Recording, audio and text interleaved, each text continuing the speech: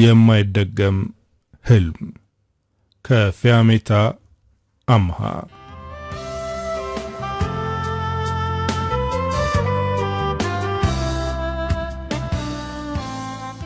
ሰዓት ሳላዛንፍ በተለመደው ሰዓት ከእንቅልፌ ነቃው። ተጣጥቤ ጸሎት አደረስኩ። ሁልጊዜም ቢሆን ቀኔን የምጀምረው በጸሎት ነው። ከዛም ቁርስ እየሰራው ቤቱን አጸዳው። ልብሴን ቀያይሬ ቁርስ አቀራርቤ ወደ ልጄ ክፍል ገባው። እሷ ያለ ሐሳብ ለጥ ብላ ሌላ ዓለም ውስጥ ናት። እኔም የምፈልገው እንደዚህ ያለ ምንም ሐሳብ እንድተኛልኝ ነው። ለሷ እኔ ያለውላት። ስለዚህ በጭንቀት እንቅልፍ እንድታጣ አልፈልግም። በሕይወት እስካለው እሷ እንዳይጎልባትና እንዳይከፋት እሯሯጣለሁ። ይቻለም በሩጫ የተሞላች ዓለም ናት። ሕይወትን ለማሸነፍ መሮጥና ከችግሮቻችን ጋር መጋፈጥ ግድ ነው። በተለይ ደግሞ የኛ መኖር ለሌሎች አስፈላጊ መስሎ ከተሰማን እረፍት አይኖረንም። እኔም እዛ ቦታ ላይ ነኝ። የመሳሳላት ልጄ ባትኖር ኑሮ አሁን በሕይወት አልኖርም ነበር። ወይም ደግሞ የምኖረው ኑሮ ትርጉም የሌለው በከንቱ መልፋት ብቻ ይሆናል። አልጋው ጫፍ ላይ ቁጭ ብዬ ጸጉሯን እየነካከው ሕይወቴ ተነሽ ትምህርት ቤት እንዳይረፍድብሽ ብዬ ቀሰቀስኳት። እሷም ተነሳች። አሁን ተነስቻለሁ፣ ልብስ ልቀይር ስለሆነ ከክፍሌ ውጭልኝ አለችኝ። ሕይወት ከአባቷ ጋር በመለያየቴ ተናዳብኛለች። ከአባቷ ጋር ለመለያየታችን ምክንያቷ እኔ ብቻ መስላታለሁ። በእኔና በአባቷ መሃል ብዙ ነገሮች አሉ። እነሱ አልታዩአትም። እሷ የታያት እኔ አልፈልግም፣ ከዚህ በላይ ትዕግስት የለኝም ብዬ መጀመሪያ የፍቺ ወረቀት ማስገባቴ ነው። ለምን እንደዛ እንዳደረግኩ ላስረዳት ሞክሬያለሁ። እሷ ግን ለመረዳት ፈቃደኛ አይደለችም። እሷ ፊት ብትነሳኝም እኔ ግን ልጄን በጣም እወዳታለሁ። ያለ ረፍት የምሰራውም ለሷ ነው። የሰው ፊት እንዳታይና ምንም ነገር እንዳይቸግራት ነጭ ላብ እስኪወጣኝ እሰራለሁ። ቁርሳችንን በልተን እሷን ወደ ትምህርት ቤት ሸኘኋት። የሀብታም ልጆች የሚማሩበት ትምህርት ቤት ነው የማስተምራት። አባቷ የተወሰነ ገንዘብ ይልካል። ከዛ ላይ ጨምሬ ለትምህርት ቤት ሸፍናለሁ። እኔ መንግስት ትምህርት ቤት ውስጥ ነው የማስተምረው። ከሥራ ስወጣ እየተከፈለኝ የማስጠናቸው ልጆች አሉ። ከዛ ተመልሼ የቤቱን ሥራ እሰራለሁ። ረፍት ባይኖረኝም ደስተኛ ነኝ። ምክንያቱም የማደርገው ሁሉ ለልጄ ስለሆነ። እኔ የማስተምረው 11ኛና 12ኛ ክፍል ተማሪዎችን ነው። በሰውነት ገዘፍ በእድሜ ከፍ ያሉ ተማሪዎች ናቸው። በዛ ላይ አፍላ የሆነ እድሜ ላይ ስለሆኑ እነሱን መቆጣጠር እጅግ ከባድ ነው። አንዳንድ እኔን የሚረዱና የሚያዳምጡ ተማሪዎች አሉ። ከነሱ መካከል ዮናስ የተባለው የ12ኛ ክፍል ተማሪ እኔን ይበልጥ ለመቅረብ ይሞክራል። ዮናስ ግቢ ውስጥ አስቸጋሪ ከሚባሉ ተማሪዎች አንዱ ነው። የግል ትምህርት ቤት ውስጥ ነበር የሚማረው። በጸባዩ ምክንያት ቤተሰቦቹ የመንግስት ትምህርት ቤት እንዲገባ አደረጉት። እዚህም መጥቶ ጸባዩ ሊስተካከል አልቻለም። ሴቶችም ወንዶችም ተማሪዎች ይፈሩታል። አንዳንድ ሴት ተማሪዎች ይወዱታል። ዮናስ አሁን ላይ የሁለተኛ ዓመት የዩኒቨርሲቲ ተማሪ መሆን ነበረበት። ግን እሱ በጸባዩ ምክንያት እዛ መድረስ አልቻለም። ዮናስን በተወሰነ ዕድሜ ይበልጠዋለሁ፣ ግን እሱ ሁኔታው እንደሚበልጠኝ ነው። አንዳንዴማ መምሩ መሆኔንም ይዘነጋዋል። የዮናስን ትኩረት ስለሳብኩ ብዙ ሴት ተማሪዎች ይጠሉኛል። እሱ ግን ብቻዬን ካየኝ ወደ እኔ መጥቶ ልክ እንደ ጓደኛ ያወራኛል። ይህንን ነገሩን አልወደድኩትም። ምክንያቱም እንደ አስተማሪና ተማሪ መከባበር ግዴታ ነው። ችግር አለ እንዴ? ምን ልርዳህ ብዬ ስጠይቀው ከአንቺ ጋር መቀራረብ እፈልጋለሁ፣ ለየት ያልሽ ሴት ነሽ ይለኛል። ይሄ ንግግሩ ቀስ በቀስ ወደ ንቀት ሊቀየር ይችላል። ስለዚህ ፊት አልሰጠውም። ስለ ትምህርት የምረዳ ነገር ከሌለ መሄድ ትችላለህ እለዋለሁ። እንደውም አንድ ቀን ለምን ቅዳሜ አብረን ፊልም አናይም አለ። እኔ እኮ የቆሎ ጓደኛህ አይደለሁም፣ መምህርህ ነኝ። በዛ ላይ ታላቅህ ነኝ። ከዚህ በኋላ መስመርን እንዳታልፍ ብዬ ተቆጣሁት። እሱ ግን ምንም አልመሰለውም። 5 ወይም 6 ዓመት ነው ብትበልጪኝ። ይሄ ደግሞ በማዕከላችን ብዙ ርቀት አለ ማለት አይደለም። በደንብ አስቢበት እዚህ ትምህርት ቤት ውስጥ ብዙ ሴት መምህራኖች አሉ። ከነሱ ለይቶ እኔን እንደዚህ ማለቱ ንቀት መስሎ ታየኝ። ይህን ያክል የተዳፈረው ስለናቀኝ ነው አልኩኝ። ዛሬ ወደ ክላስ ገባ ተነስቶ የቦርዱን ማጥፊያ ተቀብሎ ማጥፋት ጀመረ። እኔ እንዲያጠፋ አልጠየቅኩትም ነበር። እንዲሰሩ የሰጧቸው አሳይመንት ስለነበር የሰሩትን ወረቀት መሰብሰብ ጀመርኩ። እሱም የታጠፈ ወረቀት ሰጠኝ። ለየት ያለ እንደሆነ ገምቻለሁ፣ ግን እዚህ ተማሪ ፊት ገልጬ ማየት አልፈለኩም። ስወጣ የሱን አሳይመንት ቀድሜ ያየሁት። ወረቀቱ ላይ ያሰፈረው የሰጠውትን ጥያቄ መልስ ሳይሆን ግብዣይን ተቀበይኝና አብረን ሲኒማ እንግባ የሚል ነው። በጣም ተናደድኩ። ይሄ ልጅ መስመር እያለፈ ነው። ስለዚህ ለዳይሬክተሩ ነግሬ የሚደረገውን ያድርግ ብዬ አሰብኩ። ግን ደግሞ ይሄ ነገር በሌሎች መምህራን አፍ ያስገባኛል። ብዙ ወሬኛና ሐሜተኛ መምህራን አሉ። እንዲሁም የኔን ስም ማብጠልጠል ይወዳሉ። ይህንን ከጨመርኩላቸውማ ጭራሽ ለነሱ ይመቻቸዋል። በዝምታ አለፍኩት። ወደ ቤት ስሄድ ልጄ ህይወት ቀድማ ነበር ቤት የገባችው። ቁጭ ብላ ቴሌቪዥን እያየች ነበር። እኔ ወደ ውስጥ ስገባ ተነስታ ወደ መኝታ ክፍሏ ገባች። የኔን ፊት ለማየት እንኳን አትፈልግም። እኔም ተከትያት ገባው። ቆይ ምን አጥፍቼ ነው እንደዚህ የምትሆኝብኝ? ምን አደረኩሽ? አልኳት። ህይወት ከኔ በላይ ተናደደች። አንቺ ራስ ወዳድ ሴት ነሽ። ብቻሽን መኖር ነው የሚያስደስትሽ። አባቴን አልፈልግም ያልሽው ብቻሽን በነጻነት ለመኖር ነው። ስለዚህ እኔም ነጻነትሽን አልነፍግሽም አለች። ለምን እንደዚህ ትያለሽ? አንቺ እኮ ህይወቴ ነሽ። የምኖረው ላንቺ ነው አልኳት። እሷ ግን ንግግሬን ከምንም አልቆጠረችውም። ለኔ ብታስቢማ ከአባቴ ጋር አብሬ እንድኖር ታደርጊ ነበር አለች። ከዚህ በላይ ምንም ብላት እኔን አትረዳኝም። ስለዚህ ዝም ብለ የተሻለ ነው። ከሷ ክፍል ወጥቼ ልብስ ቀያይሬ ወደ ኩሽና ነው የገባሁት። ራት እየሰራው የማስበው ህይወት ስለተናገረቻቸው ነገሮች ነው። ከአባቷ ጋር ለመለያየታችን እኔን ብቻ ጥፋተኛ ማድረጉ አሳዘነኝ። አውቃለሁ ከአባቷ ጋር ጥሩ ቀረቤት አላት፣ ግን ለምን እንደዚህ ልጠላኝ እንደቻለች አልገባኝም። ምናልባት እሱ ስለኔ መጥፎ ነገር እየነገራት ይሆን እንዴ ብዬ አሰብኩኝ። ልጄ እኔን እንድጠላኝ እያደረገ ከሆነ ከዚህ ሰውዬ ጋር ሌላ ጦርነት ነው የሚነሳው ማለት ደወልኩለት። በመጀመሪያ ጥሪ ነበር ስልኩን ያነሳው። እንዴት ነሽ ብሎ ሲጀምር እኔ ወደ ጉዳይ ነበር የገባሁት። ስለ ህይወት ጉዳይ የማናገር ነገር ስላለ ነገ ከስራ በኋላ ላገኝህ እፈልጋለሁ አልኩት። እሱም በአንድ አፍ እሺ አለ። ከዛ በላይ ሌላ ዝባዝን ከማውራት አልፈለኩም። ስልኩን ዘጋሁት። ልጅነቴንና ጊዜን ቀምቶኛል። አሁን ግን ልጄን እንዲያሳጣኝ አልፈቅድለትም። ነግቶ በነጋታው ስራውዬ ስወጣ ከበረከት ጋር ወደ ተቀጣጠርንበት ቦታ ደረስኩ። በረከት ቀድሞኝ ነበር የደረሰው። ወደ ተቀመጠበት ሄድኩኝ። ተነስቶ ሰላም አለኝ። አቅፎ ሰላም ሊለኝ ፈልጎ ነበር፣ ግን እኔ ከሰላምታ ውጪ ሌላ ንክኪ እንዲኖረን አልፈለኩም። እንደ ሁልጊዜው ሽክ ብሎ አምሮበት ነው የመጣው። ገና ከስራ መውጣት ስለሆነ ይረብሻል፣ ስለዚህ ምግብ እንዘዝ አለ። እውነቱን ነው፣ እርቦኛል። ሲርበኝ ፊቴ ላይ ይታያል። እሱን ስላየ ነው ምግብ ለማዘዝ የፈለገው። እኔ ግን ከሱ ጋር ቁጭ ብዬ መብላት አልፈልግም። የመጣሁት ስለ ልጃችን ለማውራት እንጂ ልበላ አይደለም አልኩት። አነጋገሬ ቁጣ የሞላበት ነው። ምናልባት ከራበሽ ብዬ ነው። መብላት ካልፈለግሽ አላስገደድሽም። የመጣሽበትን ንገሪኝ። ህይወት ምን ሆነች ብሎ ጠየቀኝ። ምንም አልሆነችም፣ ግን ባንተ ምክንያት እየጠላችኝ ነው። ሁልጊዜም እኔ ላንተ ክፉ እንደሆንኩና ለመለያየታችን ምክንያት እኔ እንደሆንኩ ነው የምትናገረው። ልጄ ከቀን ወደ ቀን እየጠላችኝ ነው። ይሄ የሆነው ደግሞ ባንተ ውሸቶች ምክንያት ነው። ለልጄ ስለኔ ክፉ ነገር ስለምትነግራት ነው የጠላችኝ አልኩት። በረከት በረጅሙ ተንፍሶ አስተውሎ አየኝ። እኔ ለልጄ ምንም ነገር አልነገርኳትም፣ ግን እሷ ብልህ ስለሆነች ታስተውላለች በማለት ፈገግ አለ። እሱ ሊቀልድ እየሞከረ ነው። እኔ ደግሞ በዚህ ሰዓት ቀልድ መስማት አልፈልግም። አሁን ላይ አንቺና እኔ አብረን ሆነን ልጃችንን የማናሳድገው ባንቺ ድርቅና ምክንያት ነው። ይሄንን መካድ አትችይም አለ። ይባስ ንዴቴ ባሰብኝ። ተዳፍኖ የተቀመጠውን ቁስሌን እየነካካው ነው።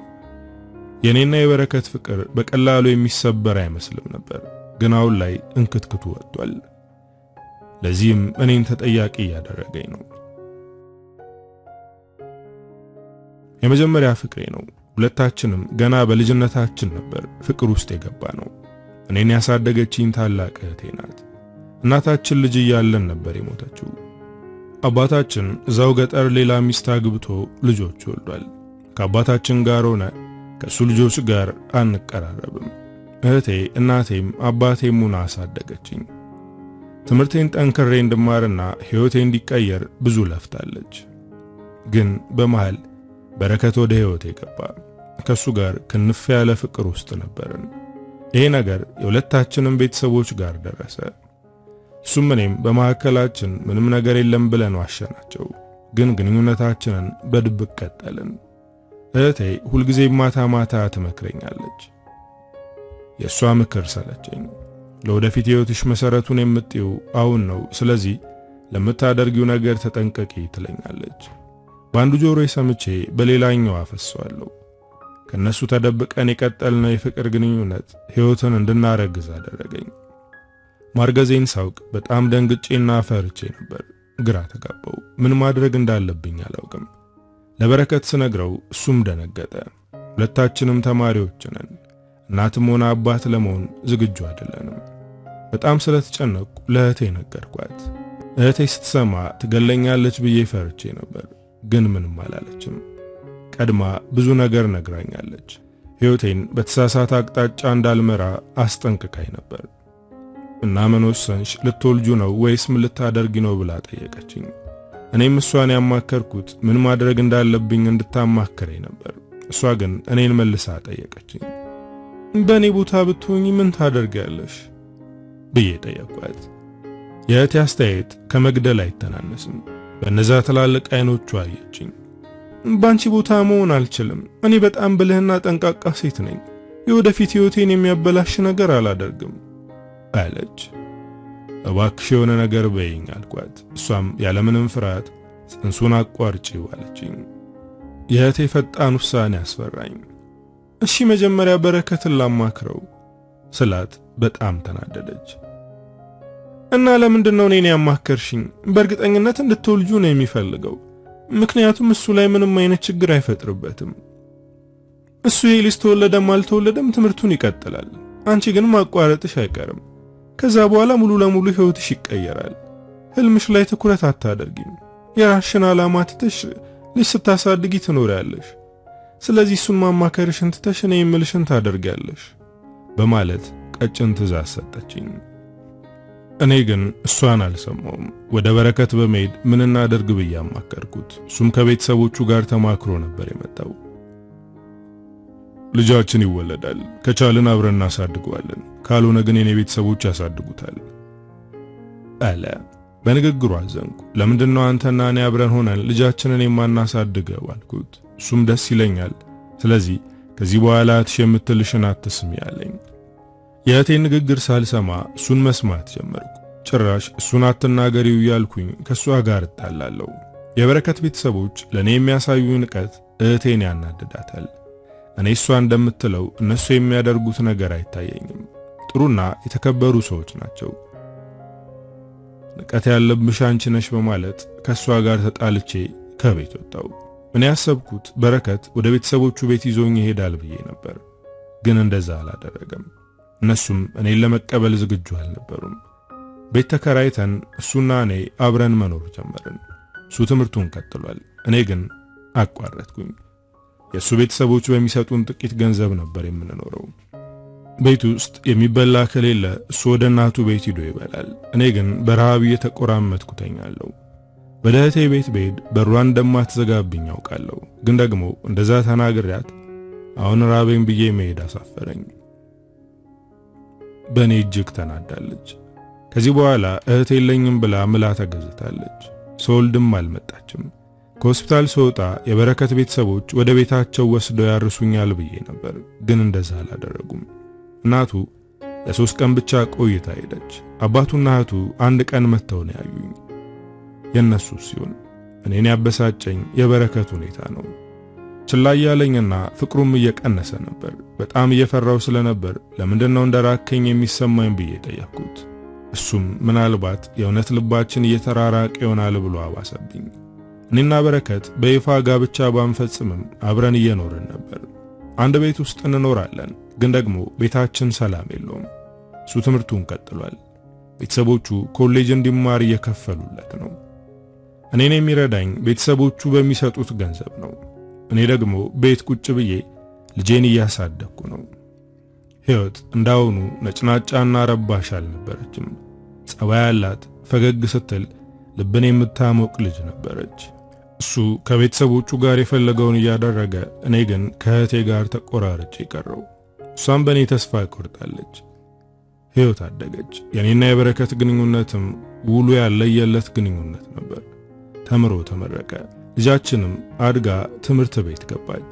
እሷ ትምህርት ቤት ስገባ እኔም ትምህርቴን ጨርሼ ሥራ ለመጀመር አሰብኩ። ግን በረከት ሊያግዘኝ አልቻለም።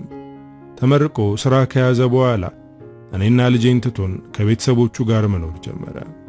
በዚህ በጣም ተናደድኩ። ልጁን ለማየት ሲመጣ እናገረው ነበር። አንዳንዴም ከቤቴ ወጣ ብዬ አባረረዋለሁ። ልጄ ይሄንን እያየች ነበር አባቷ ጥፋት እንደሌለበትና ጥፋተኛዋ እኔ ብቻ እንደሆንኩኝ የተረዳችው። በዚህም ምክንያት ከኛ መራቅ ጀመረ። የኔ ሁሉም ነገር ጨለመብኝ። ትምህርቴን መማር ስለምፈልግ ለእርዳታ ወደ እህቴ ሄድኩኝ። እህቴ ፊት አልነሳችኝም። ወደ እኔ ለመመለስ ይህንን ያክል ጊዜ መፍጀት አልነበረብሽም፣ ጊዜሽን በከንቱ ማባከንሽ ያናድደኛል አለችኝ። እኔና ልጄ ከእህቴ ጋር መኖር ጀመረን። እህቴ ባልም ሆነ ልጅ የላትም። ከሕይወት ጋር የእናትና የልጅ ያክል ተግባቡ። እኔም ትምህርቴን ጨርሼ መምህራን ማሰልጠኛ ኮሌጅ ገባው። ያኔ ነበር ከባድ ነገር የገጠመኝ። እህቴ የካንሰር ህመምተኛ እንደሆነችና የአንድ ዓመት ዕድሜ እንዳላት ተነገረኝ። ከባድ ሐዘን ነበር። እሷ ግን ምንም አልመሰላትም። ሕይወት ለሁሉም ሰው ተመሳሳይ ዕድል አትሰጥም። የኔ ዕድል በቃ ይሄ ነው፣ ምንም የሚያሳዝንና የሚያስከፋ ነገር የለውም አለች። ብርታቷ ይገርመኛል። እኔ የዚህ አይነት ዜና ቢነገረኝ ምን እንደምሆን አላውቅም አልኳት። እሷም ፈገግ ብላ ምንም አታደርጊም፣ ሰምተሽ መቀበል ብቻ ነው፣ ምክንያቱም ከሱ ትዕዛዝ ማምለጥ አትችይም አለች። እህቴ ሕይወቷ እስከሚያልፍ ድረስ ደስተኛ ነበረች። ሕይወቷ ሲያልፍ ከባድ ነበር። እንደዛ ቀን አዝኜና ተሰብሬ አላውቅም። ሐዘኑ ከባድ ነበር። ልጄ ሕይወትን ብትሆን ከእናት በላይ የምትንከባከባት አክስቷን በማጣቷ እጅግ አዝና ነበር። እህቴ ለኔ ሁሉ ነገሬ ነበረች፣ ግን በጊዜ ጥላኝ ሄደች። የምትኖርበት የቀበሌ ቤት ለኛ ሆነ። ከዛ ጊዜ ጀምሮ ጠንካራ ለመሆን ወሰንኩ። እየሰራው ትምህርቴን ለመጨረስ ግድ ሆነብኝ። በዚህ መሃል በረከት ተመልሶ ወደ እኔ መጣ። ይቅርታ ጠየቀኝ። አብረን ሆነን ፍቅራችንን እናድስ፣ ልጃችንን በፍቅር እናሳድግ ሲለኝ ልቤንም ቤቴንም ከፈትኩለት። በዚህ እኔ ብቻ ሳልሆን ልጄም ደስተኛ ሆነች። ከበረከት ጋር ፍቅራችንን አደስን። እሱ ጥሩ የሚባል ሥራ አለው፣ እኔም በትርፍ ሰዓቴ እሰራለሁ። ደስተኞች ሆነን። የሱ ቤተሰቦች ግን ደስ አላላቸውም። ልጅህን ይዘህ ወደ ቤት ተመለስ አሉት። እሱ ግን ድጋሚ ጥሎኝ አልሄደም፣ አብሮኝ መኖሩን ቀጠለ። እነሱ ልጃቸው እንዲያገባላቸው የፈለጉት ሴት ፍጹም ከኔ የተለየች ናት። በሀብት ከነሱ ጋር የምትመጣጠን ቆንጆና ጥሩ ሥራ ያላት ሴት ይፈልጋሉ። ጭራሽ ከሴት ጋር ያስተዋውቁታል። እሱ ግን ሩጦ የኔ ቅፍ ውስጥ ነው የሚገባው። በቤተሰቦቹ ብዙ ግፊት ቢደርስበትም እነሱን ተቋቁሞ ከኔ ጋር በፍቅር እየኖረ ነበር። ግን በዚህ መሃል ቤተሰቦቹ ሳምራይት የምትባል ሴት ወደ ሕይወቱ አስገቧት። ሳምራይት የአባቱ የልብ ጓደኛ ልጅ ናት። ለዓመታት ከሀገር ውጭ ነበረች። ወደ ሀገሯ ስትገባ ከበረከት ጋር የሚያገናኛትን ሥራ እንድትጀምር አደረጓት። ከዛ ጊዜ ጀምሮ እሷ ሕይወቱ ውስጥ ገባች። የኔንም የልጄንም ጊዜና ፍቅር ቀማችን። እኔም ስለምናደድ በገባ በወጣ ቁጥር መጨቃጨቅ ጀመርኩ። ሕይወት አባቴን ያለምንም ምክንያት እየጨቀጨቅሽው ነው ትለኛለች። እውነቱን የማውቀው እኔ ነኝ። አባትሽ ከሌላ ሴት ጋር እየተላመደ ነው ብዬ መናገር አልችልም። ትምህርት ጨርሼ የመንግስት ትምህርት ቤት ውስጥ ማስተማር ጀመርኩ። ይሄ ነገር ለኔ ትልቅ ደስታ ነው። በዚህ ሰዓት እህቴ ብትኖርና ይህንን ማሳካቴን ብታይ ብዬ ተመኘው። ይህንን ደስታ ለማክበር አሰብኩ። ዛሬ በረከት ሲመጣ አልጨቃጨቅም። እንደውም ከዚህ በኋላ ጸባዬን አስተካክላለሁ። በመካከላችን ያለውን አለመግባባት ተረጋግተን እንድንፈታው አደርጋለሁ ብዬ ለራት መዘጋጀት ጀመርኩ። ድንገት እናቱ ወደ ቤት መጣች። እናቱም ሆነች አባቱ ሰውን የሚንቁና ራሳቸውን ከፍ አድርገው የሚያዩ ናቸው። ቤት ገብታ ስትቀመጥ ቤቱን የምታይበት መንገድ ያናደዳል። ግን የበረከት እናት ስለሆነች ማክበር ግዴታዬ ነው። ልጄ እዚህ ቤት እንዲኖር አስገደድሽው አይደል በማለት በነገር ወጋችኝ። ከናንተ ነገር ከሚጎነጎንበት ትልቅ ቤት የተሻለ ይሄ ቤት ሰው ይሸታል አልኳት። የልጄን ሕይወት አበላሽተሽዋል። አንቺ ማለት የማትለቂ ሙጫ ነሽ። ከዚህ በላይ ግን አልታገስሽም። ልጄን ትለቂዋለሽ፣ ካልሆነ እኔ የማደርገውን አደርጋለሁ አለች። ሴትዮዋ ምንም ልታደርግ ትችላለች፣ ምክንያቱም በጣም ኃይለኛና ተንኮለኛ ሴት ናት። የልጅ ልጄን እፈልጋታለሁ አለች። በልጄ ቀልድ የለም፣ ሞታለሁ እንጂ ልጄን ልሰጣት አልችልም።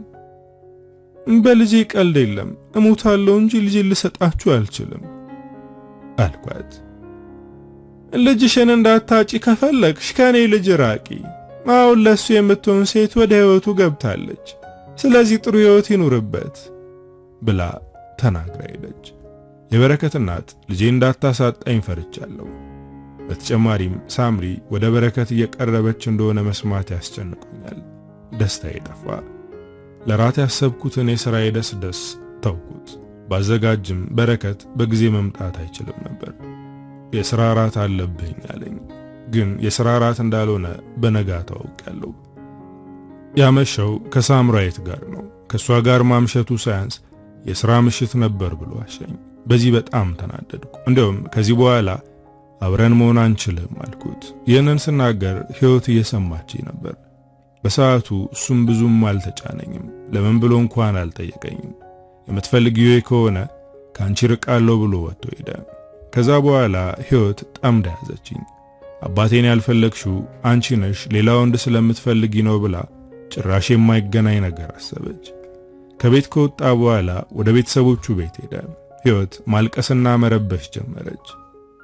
ምግብም አልበላም አለች። ይህኔ ወደ በረከት ሂጄ ይቅርታ ለመጠየቅ አሰብኩ። ይህንን የማደርገው ለልጄ ስላሰብኩ ነው። ግን ከሳምራዊት ጋር የፍቅር ግንኙነት እንደጀመረ ሰማው። ተስፋ ቆረጥኩ። ከመጀመሪያውም ለኔ ፍቅር አልነበረውም። ስለዚህ ድጋሚ ሕይወቱን መበጥበጥ የለብኝም ብዬ አሰብኩኝ። ልጄ አባቷ ከዚህ በኋላ ከኔ ጋር መኖር እንደማይችል አሳመንኳት። እየጠላችኝም ቢሆን ከኔ ጋር መኖሯን ቀጠለች። እሱም አልፎ አልፎ እየመጣ ይጠይቃታል። እኔ ሊያናግረኝ ሲሞክር ፊት አልሰጠውም። ስራዬን እየሰራው ልጄ ጥሩ ትምህርት ቤት እንድትማር ማድረግ ጀመርኩ። አንድ ቀን ቴክስት ተላከልኝ። ስለ ልጃችን ማውራት ስላለብን አሁን ቶሎ ብለሽ ወደ ቢሮ ነይ የሚል ቴክስት ተላከልኝ። እኔም የልጄ ጉዳይ ስለሆነ በፍጥነት ሄድኩኝ። ስለሷ ምን ሰምቶ ይሆን ብዬ ወደ ቢሮ ገባው። ስገባ በረከት የለም። የሱ ወንበር ላይ አንዲት ሴት ተቀምጣለች። አለባበሷና ሁኔታዋ የኑሮ ደረጃዋን ይናገራል። ስታየኝ ተነስታ ቆመች። ፊት ለፊቴ ቆማ ከላይ እስከ ታች ነበር ያየችኝ። አለባበሴ ከሷ ያነሰ ስለነበር ተገረመች። በረከት ካንቺ ነው ልጅ የወለደው አለችኝ። በዝምታ አየኋት። ከናቱ ጋር የምትመሳሰል ሴት ናት። ማንነቷን መገመት አልከበደኝም። ሳምራዊት ነሽ አይደል ብዬ ጠየቅኳት። እሷም መሆኗን አረጋገጠችልኝ። እዚህ እንድትመጪ በበረከት ስልክ መልእክት የላኩልሽ እኔ ነኝ።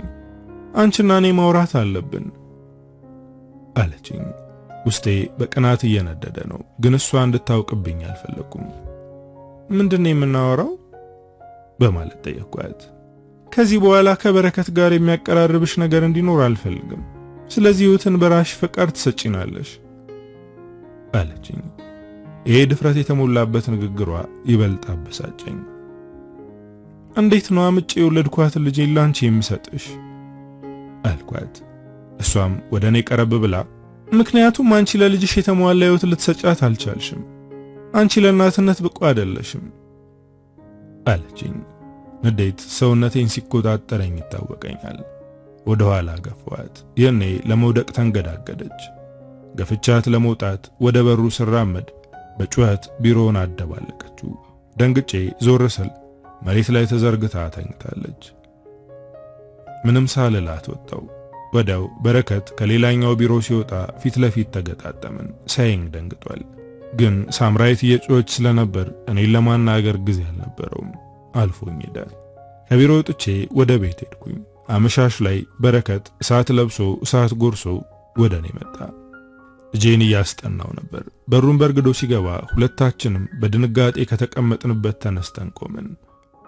እንደዚህ ክፉ መሆንሽን አላቅም ነበር። እንዴት ልጄን ትገይብኛለሽ?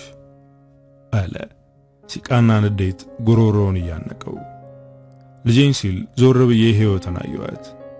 ልጃችን እኮ ምንም አልሆነችም። ምን ሆነ ነው አልኩት። ቀደም ቢሮ ድረስ የመጣሽው ሳምሪ እንዳረገዘች ስለሰማሽ ነበር። መተሽ ገፍትረሽ በመጣል ጽንሱ እንዲጎዳ አደረግሽው። ይሄው ልጄን አጣው። ለልጄ ወንድም ወይም እህት ይኖራታል ብዬ ተደስቼ ነበር አለ። ስለምን ጽንስ ነው የምታወራው? እንደ ጸነሰች የማውቀው ነገር የለም። ደግሞም አልጣልኳትም። እቺ ሴት እኔ እናንተን ለማራራቅ ያሴረችው ሴራ ነው አልኩት። እሱ ግን እኔን ማመን አልፈለገም። ድጋሚ ዓይንሽን ማየት አልፈልግም፣ ወደ ህይወቴ እንዳትገቢ ብሎ ከቤት ወጥቶ ሄደ። በጣም ነበር የከፋኝ። በረከትን ካወቅኩት ጊዜ ጀምሮ ምንም ያክል ብንጣላ እንደዚህ ተናግሮኝና አዝኖብኝ አያውቅም። ድጋሚ ተመልሶ ወደ እኔ እንደማይመጣ አረጋገጥኩ። እሱ ከመውጣቱ በጥያቄ የተሞሉት የልጅ ዓይኖች እኔ ላይ አረፉ። እማዬ ወንድም ወይም እህት ሊኖረኝ ነበር፣ ግን ለምን እንደዛ አደረግሽ? አለችኝ።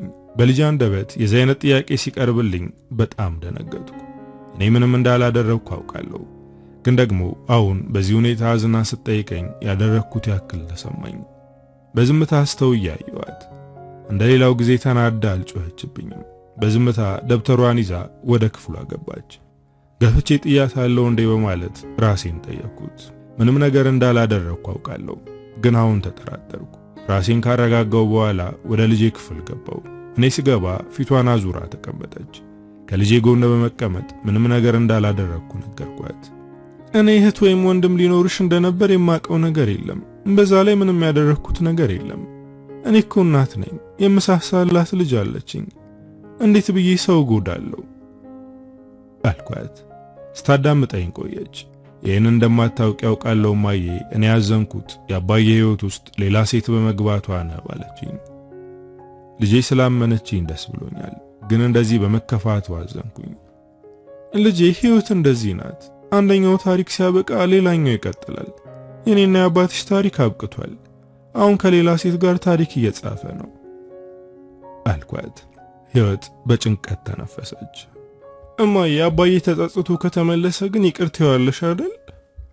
አለችኝ። ከባድ ጥያቄ ነበር። በዚህ ሰዓት ምንም ብላት አትረዳኝም። ስለዚህ ይህንን ርዕስ መቀየር አለብኝ። አባትሽን ያደረኩት ስለመሰለው በጣም ተናዷል። በዛ ላይ የእውነት ጽንሱ ተቋርጦ ከሆነ አዝኖ ይሆናል። ስለዚህ ነገ ወደ አባትሽ በመሄድ ታጽናኛዋለሽ አልኳት። እሷም እሺ አለችኝ።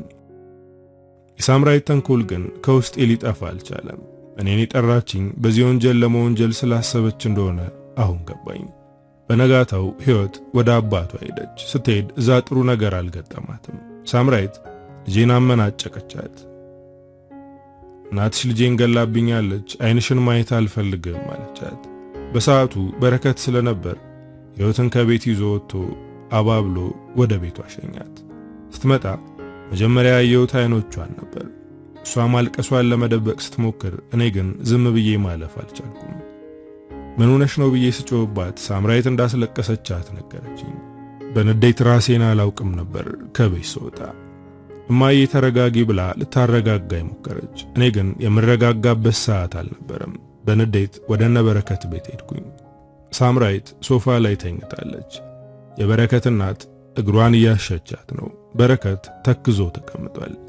እንደገባው የሳምራዊትን ጸጉር ጨምድጄ ያስኩት። አንቺ ማን ስለሆንሽ ነው ልጄን የምታስለቅሻት አልኳት። በረከት እንደምንም ገላገለን። እኔ ግን በጣም ተናድጄ ስለነበር እሷን ለማጥቃት ያለኝን ሁሉ አቅም እየተጠቀምኩ ነበር። በረከት ተሸክሞ ወደ ውጭ አወጣኝ። ልጄን በመግደልሽ ምንም ስላላደረኩሽ ነው እዚህ ድረስ የመጣሽው ማለት ባንዴ ንዴቴ እንዲጠፋ አደረገው። ውስጤ ላይ እንደ እሳተ ገሞራ ሲጎመራ የነበረው ንዴት ጠፍቶ በሐዘን ተተካ። አሁንም እሷን ነው የምታምነው? ቆይ እንዴት ብታስብ ነው እኔን ገዳይ ናት ብለህ ደመደምከው? አልኩት። ሳምሪ ከቀናት በፊት እርጉዝ መሆኗን ለኔና ለቤተሰቦቼ አብስራን ነበር። ግን አንቺ ሁሉንም ነገር አበለሻሸሹ አለ። በልጄው ተመልልሃለሁ፣ ምንም አላደረኳትም። ግን የእውነት ልጅህን አጥተህ ከሆነ አዝናለሁ በማለት ፊቴን አዙሬ ከግቢ ወጥቼ ሄድኩኝ። እንደዛውኜ ወደ ሥራ ቦታ ሄድኩኝ። ለማስተማር ክላስ ውስጥ ገብቼ ማስተማር አልቻልኩም። በጣም እንደጨነቀኝና እንዳዘንኩ ያስተዋለው ዮናስ ስለ ሁኔታዬ እጅግ ተጨነቀ። ክላሱን አቋርጬ ስወጣ ተከትሎኝ ወጣ። ምን ሆነሽ ነው ማለት ጠየቀኝ። እኔ ግን አይደለም ችግሬን ልነግረው ይቅርና ከነጭራሹ ላይው አልፈልግም። ከፊቴ ዞር በል አልኩት። እሱም እሺ መምህርት፣ ግን አንድ ነገር እንድታውቂ የምፈልገው በጣም ጎበዝና ያየሽ ሰው ሁሉ ተስፋ እንዲኖረው የምታደርጊ ሴት መሆንሽን ነው። ምን እንደሆንሽ አላውቅም፣ ብቻ ያስጨነቀሽንና የሚያሳዝንሽን ነገር እንደምታሸንፊ እርግጠኛ ነኝ በማለት ተመልሶ ወደ ክላስ ገባ። ከአንድ ረባሽ ዱርዬ ተማሪ የዚህ አይነት ብርታት የሚሆን ቃል ማግኘት የሚገርም ነገር ነው። እኔ የፈለኩትን ልሆን እችላለሁ፣ ግን በልጄ የመጣን ማንኛውንም ነገር ከማድረግ ወደ ኋላ አልልም። በረከትም ሆነ የሱ ቤተሰቦች ከልጄ እንዲርቁ አስጠነቀቅኳቸው። ከተወሰነ ጊዜ በኋላ በረከት ተመልሶ ወደኛ መጣ። የዛ ቀን በሩን ሲያንኳኳ የከፈተችለት ሕይወት ነበረች። ስታየው ፊቷ በደስታ ፈካ። አባዬ ብላ አቀፈችው። እኔም ናፍቆኛል፣ ግን በጣም አሳዝኖኛል። እንደገባ ቁጭ በል እንኳን አላልኩትም። ምን ልትሰራ ነው የመጣኸው በማለት በጥያቄ አጠመድኩት። ልጄ ገላመጠችኝ። እኔ ግን ደግሜ ጠየቅኩት። በረከት በአፍረት አንገቱን ሰበረ። አቀርቅሮ መሬቱን ያያል። ይቅር በይኝ፣ ባልሰራሹ ነገር ወንጅዬሻለሁ። አንቺን ማመን ሲገባኝ የማይታመን ሰው አመንኩ። ሳምራይት ሳታረግዝ አርግዣለሁ ብላ አታለለችኝ። ካንቺ ጋር ማራራቅ ስለምትፈልግ ያንን ተንኮል ጠነሰሰች። አሁን እሷን ከህይወት ያስወጥቻታለሁ። ቤተሰቦቼም ቢሆኑ ከዚህ በኋላ የኔ ህይወት ውስጥ የመግባት መብት የላቸውም። አንቺንም ልጄንም አስከፍቻችኋለሁ። ስለዚህ ይቅር በሉኝና ልካሳችሁ አለ። ደስታዋን መቆጣጠር የከበዳት ህይወት በደስታ እየፈነደቀች ይቅር ብዬሃለሁ አለችው። እኔ ግን መቼም ይቅር አልልህም አልኩት። በረከት ተንበርክኮ ለመነኝ። ድጋሚ ሌላ ስተት መስራት አልፈልግም አልኩት። በዚህ ምክንያት ድጋሚ ከልጄ ጋር ተጣለው። በረከት እየመጣ ይለምነኝ ነበር። እኔ ግን አንዴ ወስኛለሁ። ይቅርታ እንዳላደርግለት ያደረገኝ የበፊቱ ጥፋት ብቻ ሳይሆን አሁን ላይም አርፎ አለመቀመጡ ነው። ከሌሎች ሴቶች ጋር ይዝናናል። ብዙ ሴቶች በዙሪያው አሉ እና እንዴት ነው ከዚህ ሰው ጋር ድጋሚ ስተት የምሰራው? ልጄ ደግሞ አንቺ ራስ ወዳድ ስለሆንሽ እሱን አትፈልጊውም፣ ሌላ ወንድ ስለምትፈልጊ ነው ትለኛለች። ይሄ ነገሯ ስለጠነከረብኝ ምናልባት ያልሆነ ነገር እየነገረ እኔ እንድጠላኝ ያደርግ ይሆን እንዴ ብዬ እንዳስብ አድርጎኛል። ለዛም ነው ላገኘው የፈለኩት። በረከት እባክህ ልጄን ትኩረት ለመበታተን አትሞክር፣ በልጅ አትጠቀምባት አልኩት። እሱም የምለውን ከሰማ በኋላ እኔ ያን ያክል ክፉ ሰው አይደለሁም፣ አንቺንም ሆነ ልጄን ወዳችኋለሁ። ስላንቺ መጥፎነት ነግሬያት አላውቅም። እንደውም እናትሽ ጠንካራ ናት፣ የላይ ውበት ብቻ ሳይሆን ውስጧም ውብ ነው ብዬ ነግራታለሁ አለኝ።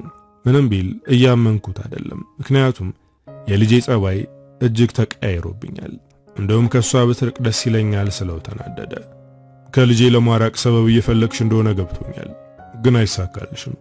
ከልጄ መራቅ አልፈልግም ብሎ በንዴት ጥሎኝ ሄደ። አሁን ደግሞ ካንቺ ልታርቀኝ እየሞከረች ነው ብሎ ከነገራት ይበልጥ ትጠላኛለች። የፈራሁት አልቀረምና እንዳልኩት ለህይወት ነገራት። ካንቺ እንድርቅ ጠየቀችኝ አላት። ይህኔ በጣም ተናደደችብኝ። እንደውም ከዚህ በኋላ ካንቺ ጋር መኖር አልፈልግም፣ አባቴ ጋር መሆን ነው የምፈልገው አለችኝ። ለመንኳት፣ ተቆጣዋትም፣ ግን እሷን ማስቀረት ከበደኝ። ልብሷን በሻንጣ ሰበሰበች። አያትሽ የኔን ያክል አትንከባከብሽም አልኳት። ካንቺ በላይ ይንከባከቡኛል አለች።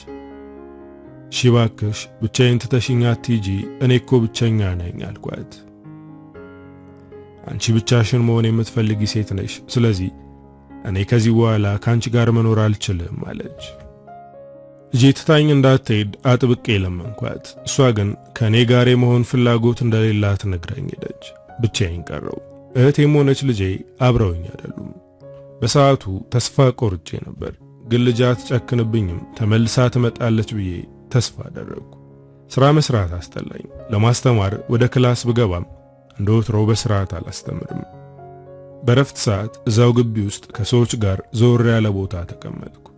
በሐሳብ ጭልጥ ብዬ ሄጃለሁ። የማስበው ስለ ልጄ ነው። ከዚህ በኋላ እሷን ላላያት ባልችልስ በውሸት ጠምጥመው እኔ እናቷ እንድጠላ ቢያደርጓት ሲያልኩኝ በሐሳብ ባዘናለሁ። በዚህ መሃል ዮናስ መጥቶ ከጎኔ ተቀመጠ። ለምንድን ነው የመጣው በማለት በቁጣ ጠየቅኩት። እሱም ለስለስ ባለ አንደበት አንቺን ሳይሽ እናቴን አስታውሳለሁ፣ እሷም ልክ እንዳንቺ በጣም ትጨነቅ ነበር አለ። ስለ እናቱ አንዳንድ ነገሮችን ሰምቻለሁ።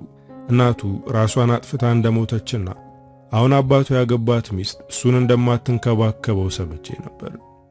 እናት ማንም የማይረዳት ጭንቀት ውስጥ እንደነበረች እርግጥ ነው።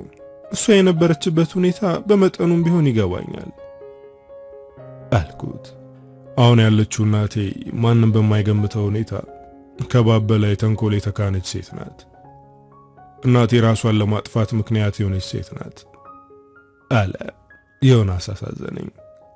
እኔ የማውቀው በመረበሽና ሴቶችን በማስቸገር እንዲሁም በመደባደብ ነው።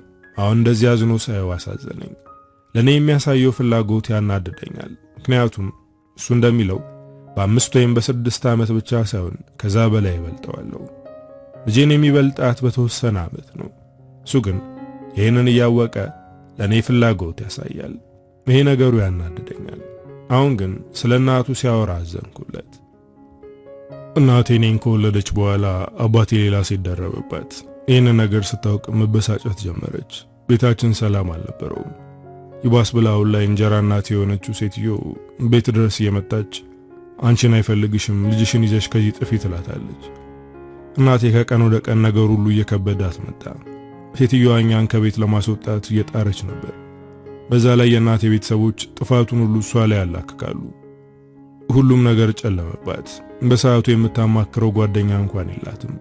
እናቴ ብቸኝነት አጠቃት። ይሄኔ ነበር ራሷ ላይ ከባድ ውሳኔ ወሰነችው። አባቴንና እቺን ሴት በጣም እጠላቸዋለሁ። እነሱ ደግሞ ጥሩ ሰው መስለው ለመታየት ይሞክራሉ። ይሄ ነገር ስለሚያበሳጨኝ እነሱን ለማናደድ ብዙ ነገሮችን አደርጋለሁ አለ። ይሄን ሁሉ ረብሻ የሚፈጥረው ሆን ብሎ እነሱን ለማናደድ እንደሆነ ነገረኝ። ግን ራስህን እንጂ እነሱን እየጎዳህ አይደለም እኮ አልኩት። እነሱ የሚያለቅሱበትን እቅድ አቅጃለሁ። ጊዜው ሲደርስ ባዷቸውን አደርጋቸዋለሁ። የደም እንባ ያለቅሳሉ። ያኔ እናቴ አፈሩ ይቀላታል አለ። መቼም መጥፎ ነገር አላሰብክም አይደል አልኩት። መጥፎ ማለት ምንድነው? እንዳልገላቸው ፈራሽ አለ። እውነት ለመናገር ያሰብኩት እንደዛ ነበር። እኔ እጆቼን በደም አላጨማልቅም። እንደነሱ ያንን ያክል ክፉ አይደለሁም። ግን በህይወት እያሉ እንዲሰቃዩ ነው የምፈልገው። በቀል ጥሩ እንዳልሆነ ላስረዳው ሞከርኩ። እሱ ግን ከውሳኔው ፈቀቅ እንደማይል ያስታውቃል። የኔ ችግር የማይፈታና የማይድን ነው። ግን ያንቺን ልንፈታው እንችላለን። ባንፈታው እንኳን ተንፈስት ያለሽ ምንድነው የሆንሽው? እስኪ ንገሪኝ አለኝ።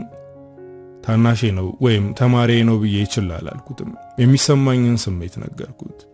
ልጄ እንደወሰደብኝና አሁን ብቸኛ እንደሆንኩ ነገርኩት። ለፍቅር ስል ብዙ ነገር እንዳጣውና ብዙ ዋጋ መክፈሌን ሁሉ ነገርኩት። ሳወራ አይን አይኔን ያየኛል። ከልቡ ነበር የሚያዳምጠኝ። እኔም እያወራው አለቅሳለሁ። ሳለቅስ አታልቅሽ ብሎ ሊያስቆመኝ አልሞከረም። ውስጥሽ ያለውን ህመም ልታስወጪ የምትችይው በማልቀስ ብቻ ነው። ካላለቀሽ ልክ እንደኔ በበቀል ትታሰሪያለሽ። የሚሰማሽ ሰው ከሌለ ህመሙ ይበረታብሻል አለኝ። ስቅስቅ ብዬ አለቀስኩ። ሲወጣልኝ በረጅሙ እፎይ ብዬ ተነፈስኩ።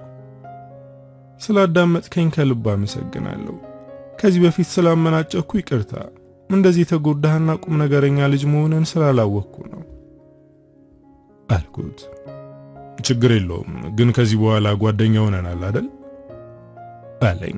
እኔም ፈገግ ብዬ ያየሁት አዎ፣ ግን የማትረብሽ ከሆነ ነው አልኩት። እሱም እየሳቀ ከዚህ በኋላማ እንዴት ተረባሽ ሆናለሁ? ከኃይለኛና ወግ አጥባቂ ከሆነች መምህር ጋር እኮ ጓደኛ ሆንኩኝ አለ። በላውን ወደ ክላስ ግባ ትምህርት እንዳያልፍ ብዬ ሸኘሁት። እውነት ለመናገር ለዮናስ እያለቀስኩ ካወራሁት በኋላ ጭንቀቴ ቀለል ብሎኛል። ከዛ ሰዓት በኋላ የነበረውን ክላስ በስርዓት ነበር ያስተማርኩት። ወደ ቤት ስሄድ ቤት መግባት አስጠላኝ። ልጄ የለችም፣ ቤቱ ባዶ ነው። ገብቼ ተቀመጥኩ። ከዚህ በፊት ከሥራ ተመልሼ ለማረፍ እንኳን ጊዜ አልነበረኝም። አሁን ግን በዝምታ ተቀምጫለሁ። ከትንሽ ቆይታ በኋላ በሩ ተንኳኳ። ሕይወት ተመለሰች እንዴ ምናልባት ናፍቄያት ይሆናል በማለት እየተጣደፍኩ በሩን ከፈትኩት። በር ስር የቆመው ሰው የማልጠብቀው ሰው ነው። ዮናስ በፈገግታ ቆሟል። በድንጋጤ አፈጠጥኩበት። ቤቴ እንዴት ልታቀው ቻልክ? ደግሞ ስለምን መጣ አልኩት።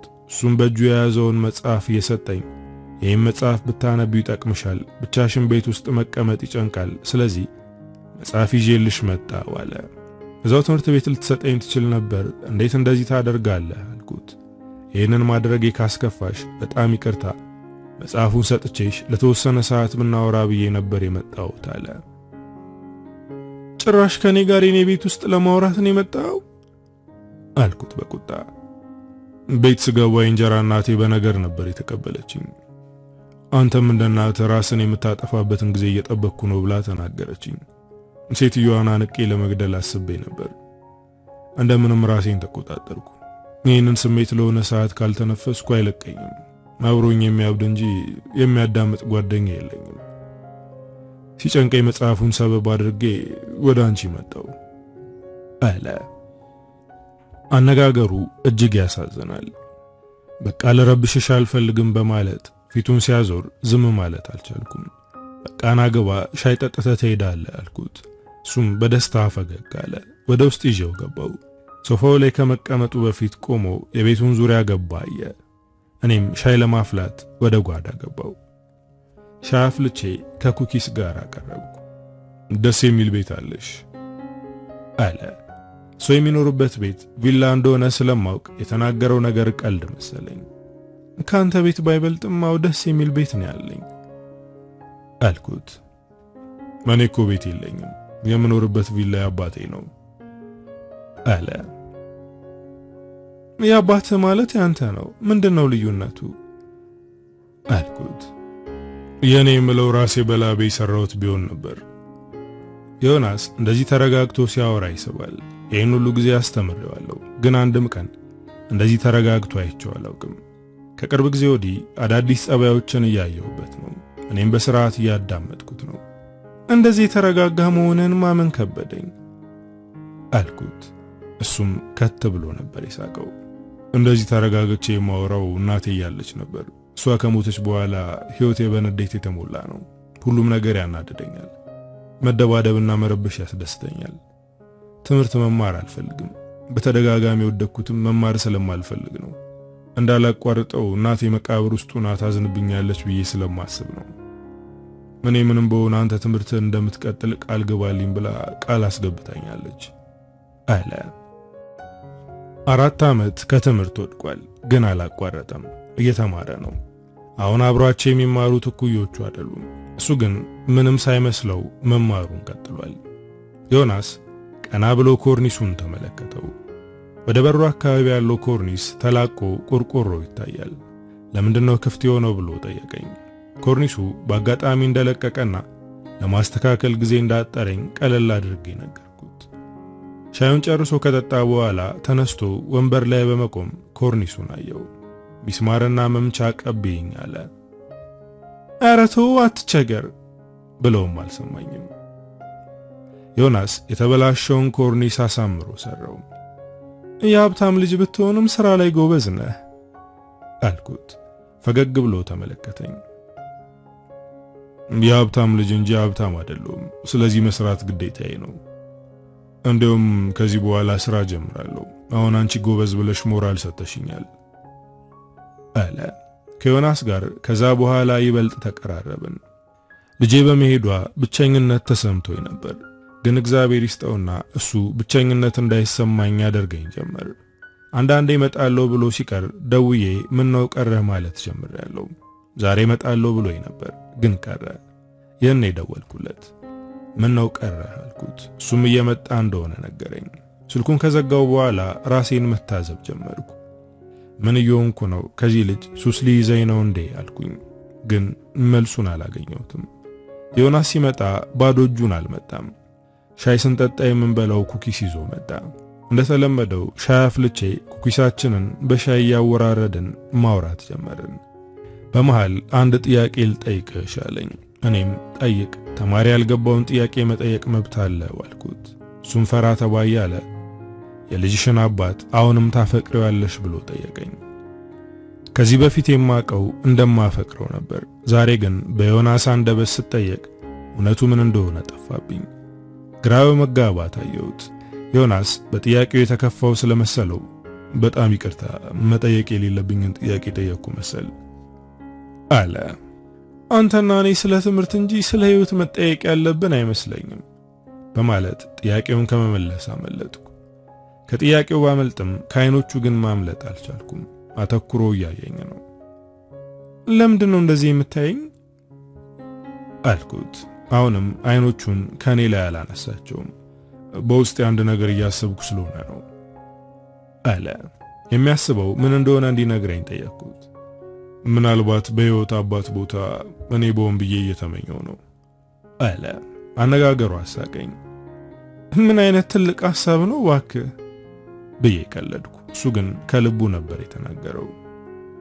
የሕይወት አባት አንተ ብትሆን ምን ታደርግ ነበር አልኩት። ለሰከንድም ቢሆን ካንቺ አልለይም ነበር። እንደ ንግሥት እንከባከብሽ ነበር።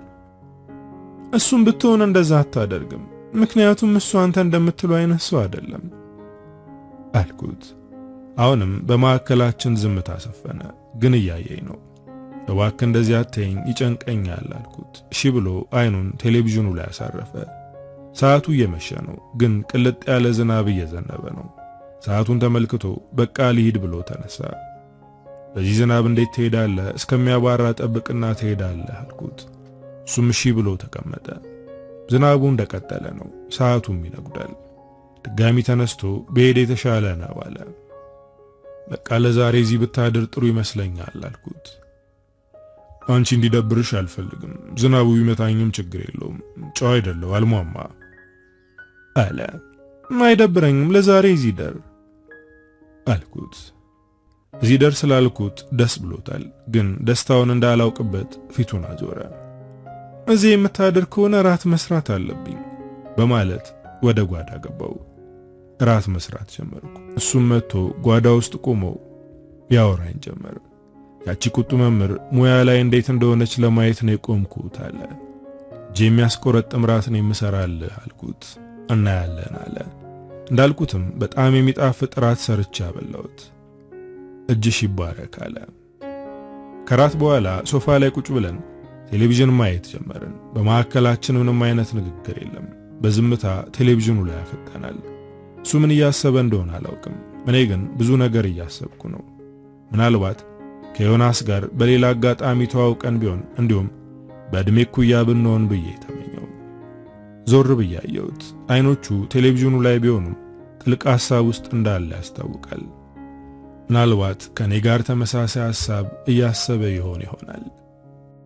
ስለምን እያሰብሽ ነው አለኝ። እኔም በረጅሙ ተንፍሼ ስለምንም፣ አንተ ስለምን እያሰብክ ነው አልኩት። እሱም እጁን ትከሻዬ ላይ ጣል አድርጎ አንቺ የምታስቢውን አለ።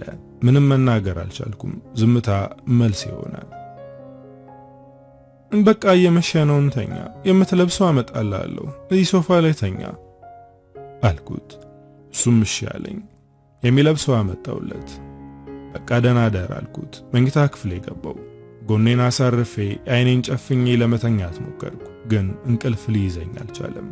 እየተገላበጥኩ ነው። ጭንቅላቴ አላረፈም። በዛ ላይ በጣም እየበረደኝ ነው። ከዚህ በፊት እንደዚህ በርዶኝ አያውቅም። ተነስቼ ከክፍሌ ወጣው። ወደ ሳሎን ስሄድ እሱም እንቅልፍ እምቢ ብሎት እየተገላበጠ ነበር። አንቺም እንቅልፍ እምቢ አለሽ አለ። ወደሱ በመሄድ ከጎኑ ቁጭ አልኩኝ። እጄን ሳብ አድርጎ እቅፉ ውስጥ አስገባኝ። ሰውነቱ በጣም ግሏል። እዛች ጠባብ ሶፋ ላይ ተቃቅፈን ተኛን። በጸጥታ ትንፋሹን አዳምጣለሁ። ወደ አንገቴ ሲተነፍስ እሳት የሚተፋ ነው የሚመስለው።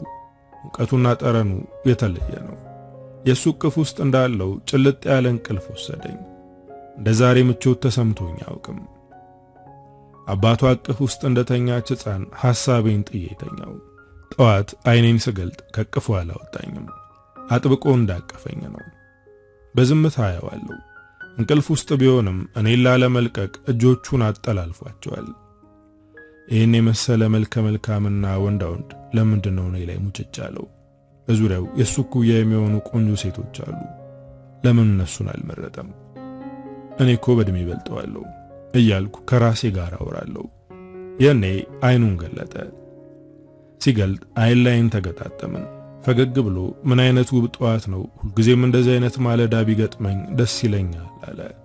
ፈገግ አልኩለት። ከጠዋቷ ፀሐይ በላይ ተስፋን የምታንጸባርቂ ሴት ነሽ መምህርት አለ። በላውኔን እንድስኩርህን አቁምና ተነስተ ወደ ቤት ሄድ በማለት ለመነሳት ስሞክር አጥብቆ ያዘኝ። እባክሽ ለተወሰነ ደቂቃ እንደዚሁ እንደተቃቀፍን ቆይ አለኝ። እኔም መታቀፍ ስለፈለኩ እሺ ብዬ እቅፉ ውስጥ ቆየው። ሁለታችንም በዝምታ አይናችንን ጨፈንን። በሌላ ሰው መጠለል ምንኛ ደስ ይላል። እንደዚህ ሐሳቤን ጥዬ የተጠለልኩበት ሰው የለም።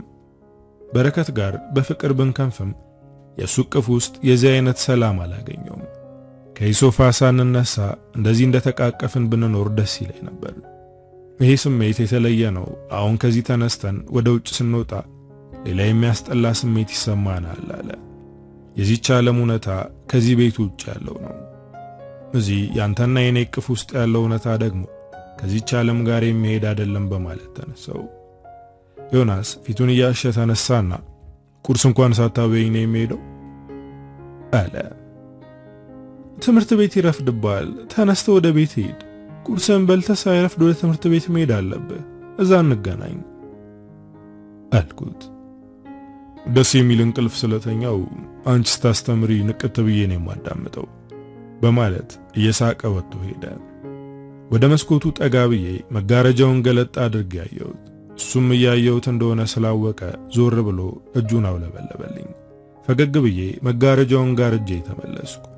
ስራ እንዳይረፍድብኝ ቁርስ መስራት ጀመርኩ። እያንጎራጎርኩ ነበር። እንደዚህ አይነት ጠዋት አሳልፌ አላውቅም። የሚሰማኝ ለየት ያለ ነገር ነው።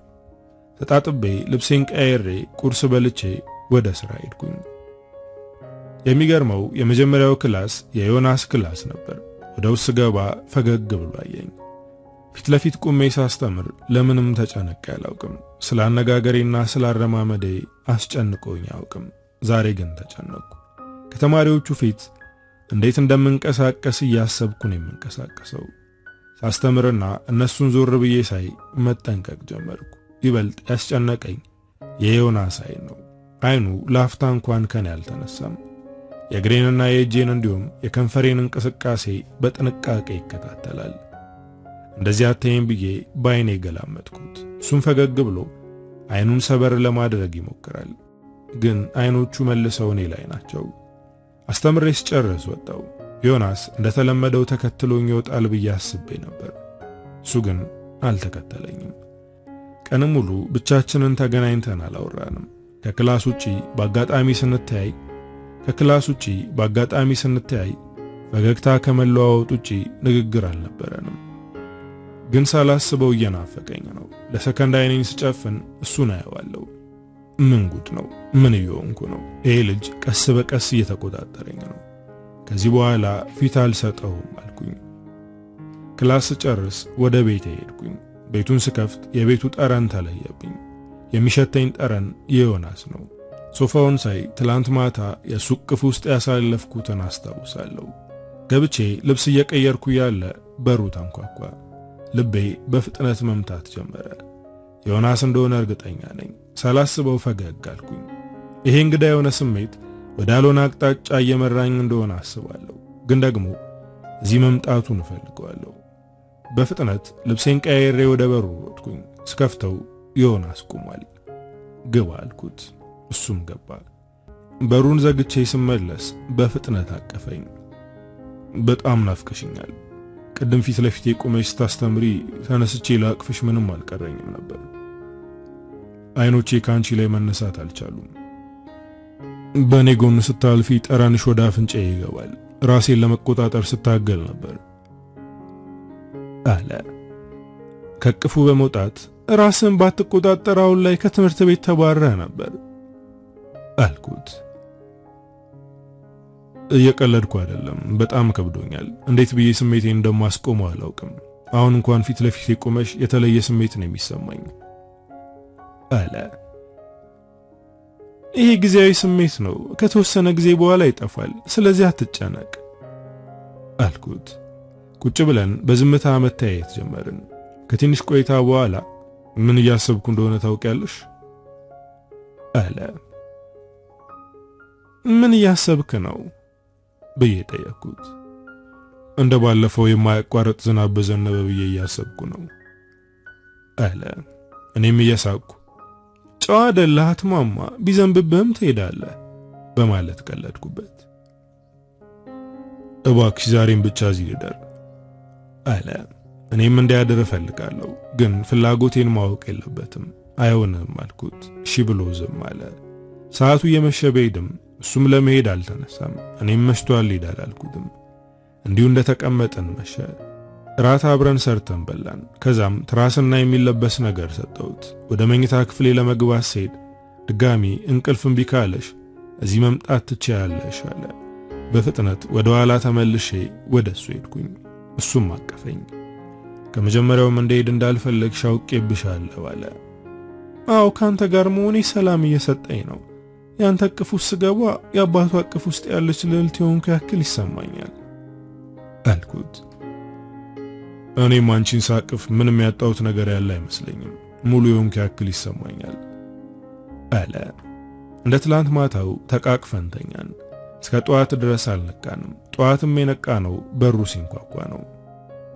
በሩ ሲንኳኳ ሁለታችንም ተነሳን። እማዬ ክፈችልኝ እኔ ነኝ አለች ሕይወት። በዚህ ጠዋት የመጣችበት ምክንያት አልገባኝም። በድንጋጤ ተደነባበርኩ። ዮናስን እዚህ ካየችው ቤቱን በአንድ እግሩ ታቆመዋለች። ሌላ ወንድ ጋር ግንኙነት እንድጀምር ስለማትፈልግ ታብዳለች። ዮናስ ወደ መኝታ ክፍል ገብቶ ተደበቀ። ራሴን አረጋግቼ በሩን ከፈትኩት። ሕይወት አንገቴ ላይ ጥምጥም ብላ እማዬ በጣም ነው ናፈቅሽኝ አለችኝ። እኔም አቀፍኳት። ወደ ውስጥ ገባች። ሶፋውን ያየች ሶፋው ላይ ነው ያደርሽው አይደል? እኔም እኮ እንቅልፍ እምቢ ብሎኝ ሶፋ ላይ ቁጭ ብዬ ነው ያደርኩት አለችኝ። እና ለምን ወደ ትምህርት ቤት አልሄድሽም ብዬ ጠየቅኳት። አሁን ሄዳለሁ፣ በጣም ስለናፈቅሽኝ ነው የመጣሁት። እማዬ ለተናገርኩሽ ነገር ሁሉ ይቅር በይኝ። እኔ ካንቺ ተለይቼ መኖር አልችልም። ከዚህ በኋላ አብረን ነው የምንኖረው አለች። ሕይወትን ድጋሚ አቀፍኳት። ስለተረዳሽኝ አመሰግናለሁ ልጄ አልኳት። እሷን ወደ ትምህርት ቤት ከሸኘኋት በኋላ ዮናስ ከተደበቀበት ወጣ። እንደዚህ አይነት አጣብቂ ነገር ውስጥ ስላስገባውሽ ይቅርታ አለ። አታስብ፣ አንተ ምንም ያጠፋው ጥፋት የለም አልኩት። እጄን አጥብቆ በመያዝ አንድ ነገር እያሰብኩ ነው አለ። እኔ የሚያስበው ነገር ምን እንደሆነ ጠየቅኩት። እየተማርኩ ስራ ለመስራት አስቤያለሁ። ከዛም ቤት እከራያለሁ። ምናልባት ይሄንን ባድረግ የተሻለ ነው። አንቺና እኔ በነጻነት የምንገናኝበት ቦታ ይሆናል አለ። ቤተሰቦቹን ስለመበቀል ማሰቡን ትቶ ስራ ለመስራት ማሰቡ ጥሩ ነገር ነው፣ ግን ደግሞ በእኔ ተስፋ እንዲያደርግ አልፈልግም። የኔና የሱ መቀራረብ ጥሩ ነገር ይዞ እንደማይመጣ እየተሰማኝ ነው። ይህንን የምታደርገው ለግንኙነታችን ብለህ ከሆነ አትሞክረው፣ ግን ለመለወጥ ወስነህ ከሆነ አሁኑኑ አድርገው አልኩት። ባንዴ ተስፋው ሲከስም ታየኝ። ይሄ ምን ማለት ነው? አንቺና እኔ ተስፋ የለንም ማለት ነው ብሎ ጠየቀኝ። እኔም አዎ ብዬ መለስኩለት። አይኖቼን አተኩሮ እያየ አይኖችሽ ግን የምትናገሪውን ነገር አይናገሩም። አፍሽ ምንም ያክል ቢዋሽ አይኖችሽ ሊዋሹ አልቻሉም አለ። ዋሻውም አልዋሻውም ምንም የሚለወጥ ነገር አይኖርም። አንተና እኔ አብረን መሆን የማንችል ሰዎች ነን። ብዙ የሚገድበን ነገር አለ አልኩት። የእድሜያችን ጉዳይ ከሆነ ምንም አይነት ለውጥ አያመጣም አለኝ። እሱን እያየው ፈዘዝኩ። ይህኔ ከንፈሬን በስሱ በመሳም አትጨነቂ፣ ሁሉንም ነገር እጅ ለእጅ ተያይዘን እናልፈዋለን ብሎኝ ወጥቶ ሄደ።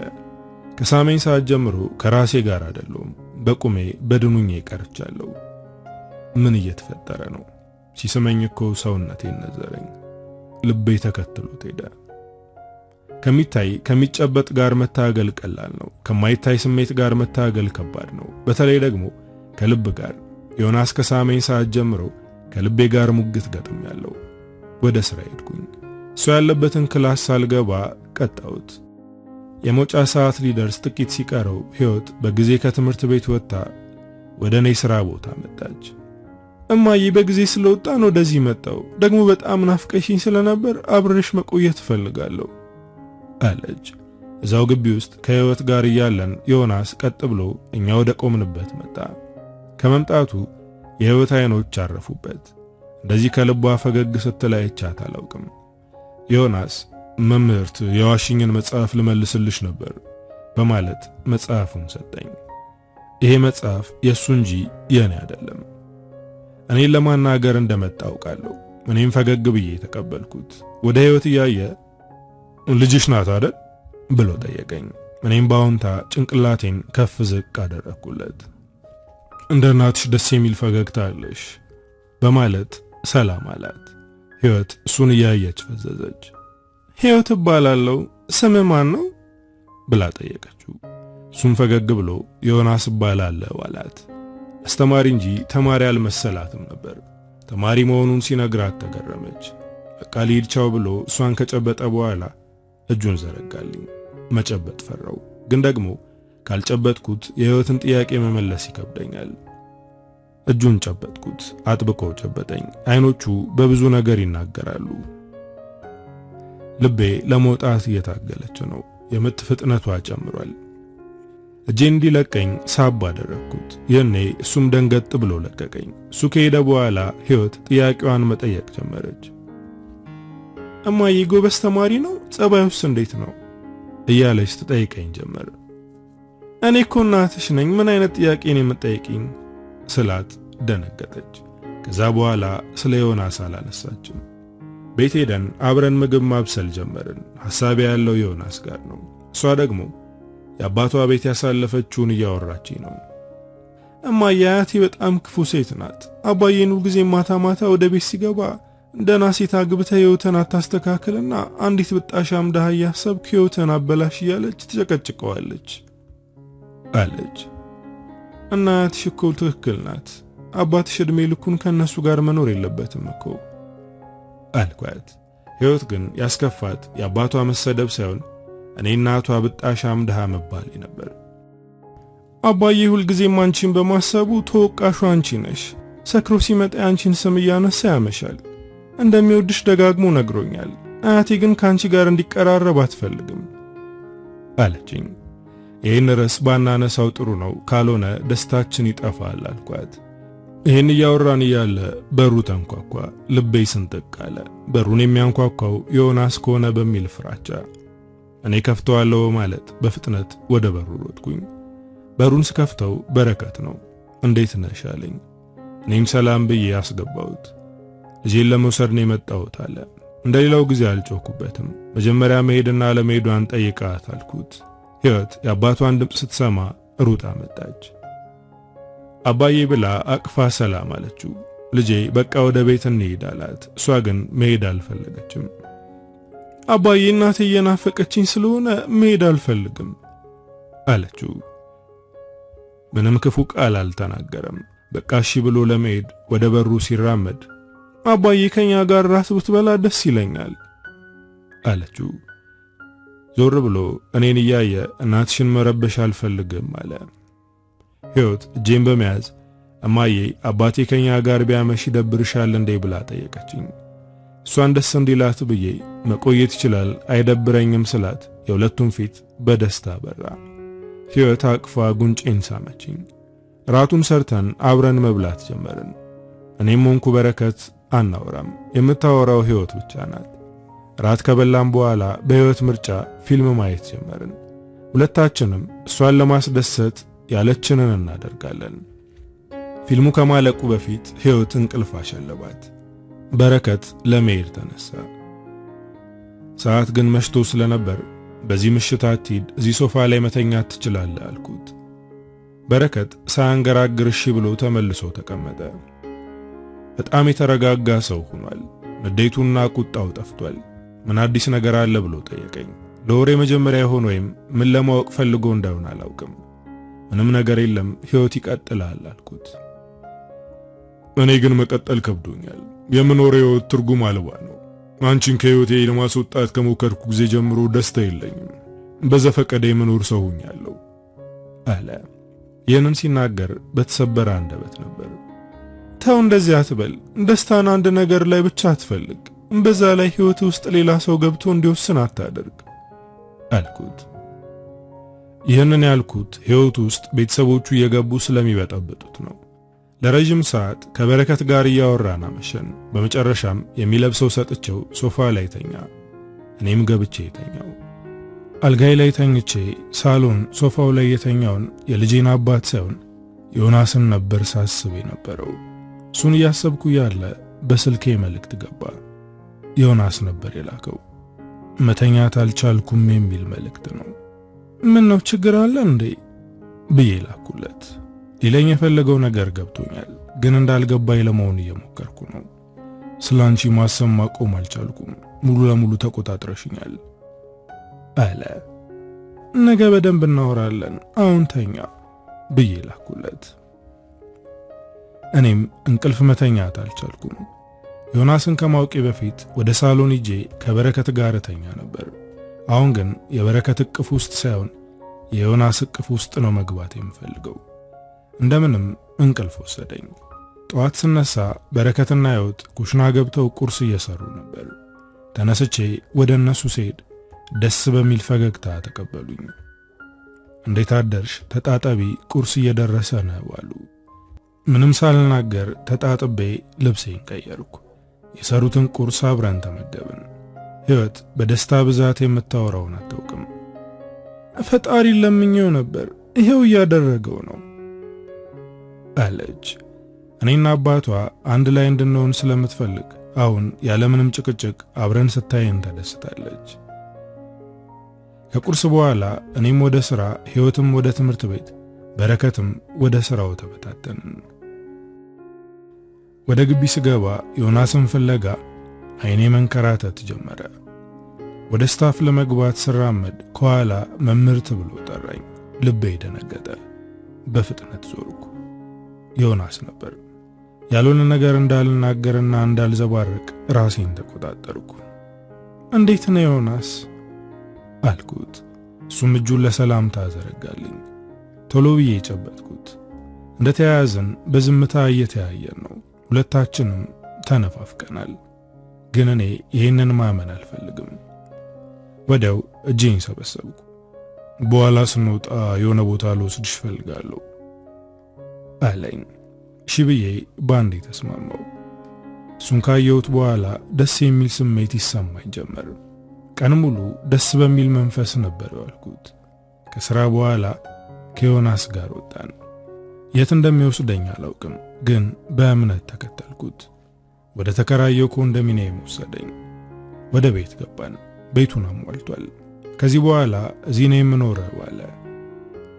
በፍጥነት ይህንን ያደርጋል ብዬ አላሰብኩም ነበር። ቤተሰቦች እንዴት ፈቀዱ አልኩት። እሱም እየሳቀ እኔ እኮ ትልቅ ሰው ነኝ፣ በዛ ላይ ብቻዬን መኖር እንደምፈልግ ስነግራቸው ደስ አላቸው። እኔ ከቤት እንደወጣላቸው ይፈልጋሉ። ስራ መስራት እንደምፈልግና አባቴ ስራ እንዲፈልግልኝ ነግሬዋለሁ። እድሜ ላንቺ። ጥላቻዬን ወደ ጎን አድርጌ ራሴ ላይ ማተኮር ጀምሬያለሁ አለኝ። ይሄ በመሆኑ ደስ ብሎኛል፣ ግን ፍርሃት እያለኝ ነው። እኔን ቁጭ በይ ብሎ እሱ ምግብ አበሰለ። አብረን በላን። ከምግብ በኋላ ወይን ቀዳልኝ። ለዛሬ ብቻ ነው የምንጠጣው መምህርት። እኔም ፈገግ ብዬ ችርስ ለዛሬያችን አልኩት። ሁለት ጊዜ እንደተጎነጨው ሰውነቴ ዘና ማለት ጀመረ። ከዚህ በኋላ ይሄ ቤት ለሁለታችንም ነው። ከአንቺ ውጪ የሚያውቀው ሰው የለም። ብቻችንን ስንሆን ማንም መጥቶ አይረብሸንም አለ። ፈገግታው ላይ የማየው ደስታ ወደ እኔ እየተጋባ ነው። እጄን ይዞ ነው የሚያወራኝ። አውቃለሁ አሁን ከራሽ ጋር እየታገልሽ ነው። በእድሜያችን ጉዳይ ምናልባትም ልጄና በዙሪያ ያሉ ሰዎች ምን ይሉኛል እያልሽ ነው። ግን አሁን እሱን አታስቢ። ቀስ በቀስ የምናሸንፈው ይሆናል። አሁን ግን እዚህ ቤት ውስጥ ከኔና ከአንቺ ውጪ ማንም የለም። ጭንቅላትሽ ላይ ሳይሆን ልብሽን ብቻ አዳምጪ አለኝ። እሱ እንዳለው ልቤን ማዳመጥ ጀመርኩ። ይሄ ሸበላ ወጣት ደስ በሚል ፈገግታ ፍቅር በተሞሉ አይኖቹ እያየኝ ነው። እኔ ፍቅርና ደስታ የተራብኩ ሴት ነኝ። እንክብካቤና የፍቅር ቃላቶች ይናፍቁኛል። አይን ላይን እየተያየን ቆየን። ፍቅር ማለት ይሄ ነው፣ እንደዚህ እንድትመለከቺ ነበር የምፈልገው አለኝ። አሁን ቶሎ ቶሎ መተንፈስ ጀመርኩ። እሱ ወደ እኔ ይበልጥ እየቀረበ ነበር። ትንፋሹ ይገርፈኛል። በጣቶቹ አንገቴን መነካካት ጀመረ። ወደ ከንፈሬ ተጠግቶ በስሱ ሲስመኝ አልተቃወምኩትም። እንደውም በእኔ ብሶ በፍቃዴ ሳምኩት። ከዛች ቅጽበት በኋላ ሁለታችንም ራሳችንን አናውቅም። ሌላ ዓለም ውስጥ ገባን። ደስ የሚልና በስሜት የተሞላ ፍቅር ሰራን። እኔ ከዓመታት በኋላ፣ እሱ ደግሞ ለመጀመሪያ ጊዜ ነበር ፍቅር የሰራ ነው።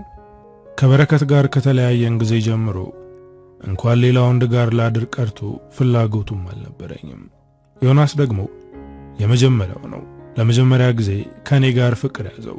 ከዚህ በፊት ፍቅር ይዞት አያውቅም፣ ሴትም አያውቅም። ብዙ ሴቶች ወደድን ቢሉትም እሱ ከመቀለድ ውጪ ሌላ ነገር ውስጥ ገብቶ አያውቅም። ለመጀመሪያ ጊዜ ፍቅር የያዘው መጀመሪያ የሳማት ሴት እንዲሁም ለመጀመሪያ ጊዜ ፍቅር የሰራው ከኔ ጋር ነው። ታፈቅሪኛለሽ ወይ ብዬ ላስጨንቅሽ አልፈልግም፣ ግን አንድ ማወቅ የምፈልገው ነገር አለ። አጣይኝም አይደል? የምናደርገው ሁሉ በፍላጎትሽ እንጂ አስገድጄሽ አይደለም አይደል? ብሎ ጠየቀኝ። እኔም እቅፉ ውስጥ እንዳለው ብታስገድደኝ ይህን ያክል ርቀት የሚመጣ ይመስላል? በጭራሽ አላስገደድከኝም፣ በዛ ላይ በፍጹም አልጠላም አልኩት። ግንባሬን በመሳም አጥብቆ አቀፈኝ። ስልኬ መጥራት ጀመረ። ዮናስ እንዳቀፈኝ እባክሽ ተይው፣ አታንሺው፣ እንደዚህ እንቆይ አለ። ሕይወት ልትሆን ስለምትችል ማንሳት አለብኝ አልኩት። የተደወለውን ስልክ ሳይ የሥራ ባልደረባዬ ነው። ወደ ዮናስ ዞር ብዬ የታሪክ መምህረን የደወለው አልኩት። ፊቱ ተቀያየረ። ምን ፈልጎ ነው የሚደውልልሽ አለ። እኔም እየሳኩኝ ተረጋጋ፣ ስለ ሥራ የሚነግረኝ ነገር ይኖራል አልኩት። ስልኩን ሳነሳው ያናገረች ልጅ ሕይወት ናት። እማዬ የት ሄደሽ ነው? ሥራ ቦታ ያለሽ ስለመሰለኝ መጥቼ ነበር። በጊዜ እንደወጣሽ ነገሩኝ። ቤት ሄደሽ ነው አለች። በድንጋጤ ተሸማቀቅኩ። ቤት አይደለሁም፣ አንዲት ጓደኛዬ ታማ እሷን ለማየት ሂጄ ነው። አሁን እመጣለሁ፣ ወደ ቤት ሂጂና ጠብቂኝ አልኳት። እማዬ የዮናስ ክላስ የት እንደሆነ ንገሪኝ እስኪ ልየው፣ በዛውም እሱን ለማግኘት ነው የመጣሁት አለች። ወደ ዮናስ ዞር ብዬ አየሁት። እሱ ጣቶቼን እየነካካ በፈገግታ እያየኝ ነው። ሂዊ ስርዓት ይኑርሽ፣ አሁኑን ወደ ቤት ሂጂ ብዬ በመቆጣት ስልኩን ዘጋሁት። ምን ነው ደነገጥሽ? ልጅሽ ምን ብላሽ ነው አለ። ምንም አላለችም፣ እኔን ለማግኘት ወደ ሥራ ቦታ መጣ ነው ብዬ ነገሩን ቀለል አደረኩት። ከዛ በኋላ ቤት መቆየት አልቻልኩም። በቃ መሄድ አለብኝ ብዬ ልብሴን ለባበስኩ። እሱም ጸጉሬን አስተካከለልኝ። ገላይን ታጥቤ ስጨርስ አንገቴ ውስጥ ገብቶ ከሳመኝ በኋላ በጣም አፈቅርሻለሁ አለኝ። ፈገግ ብዬ አቀፍኩት።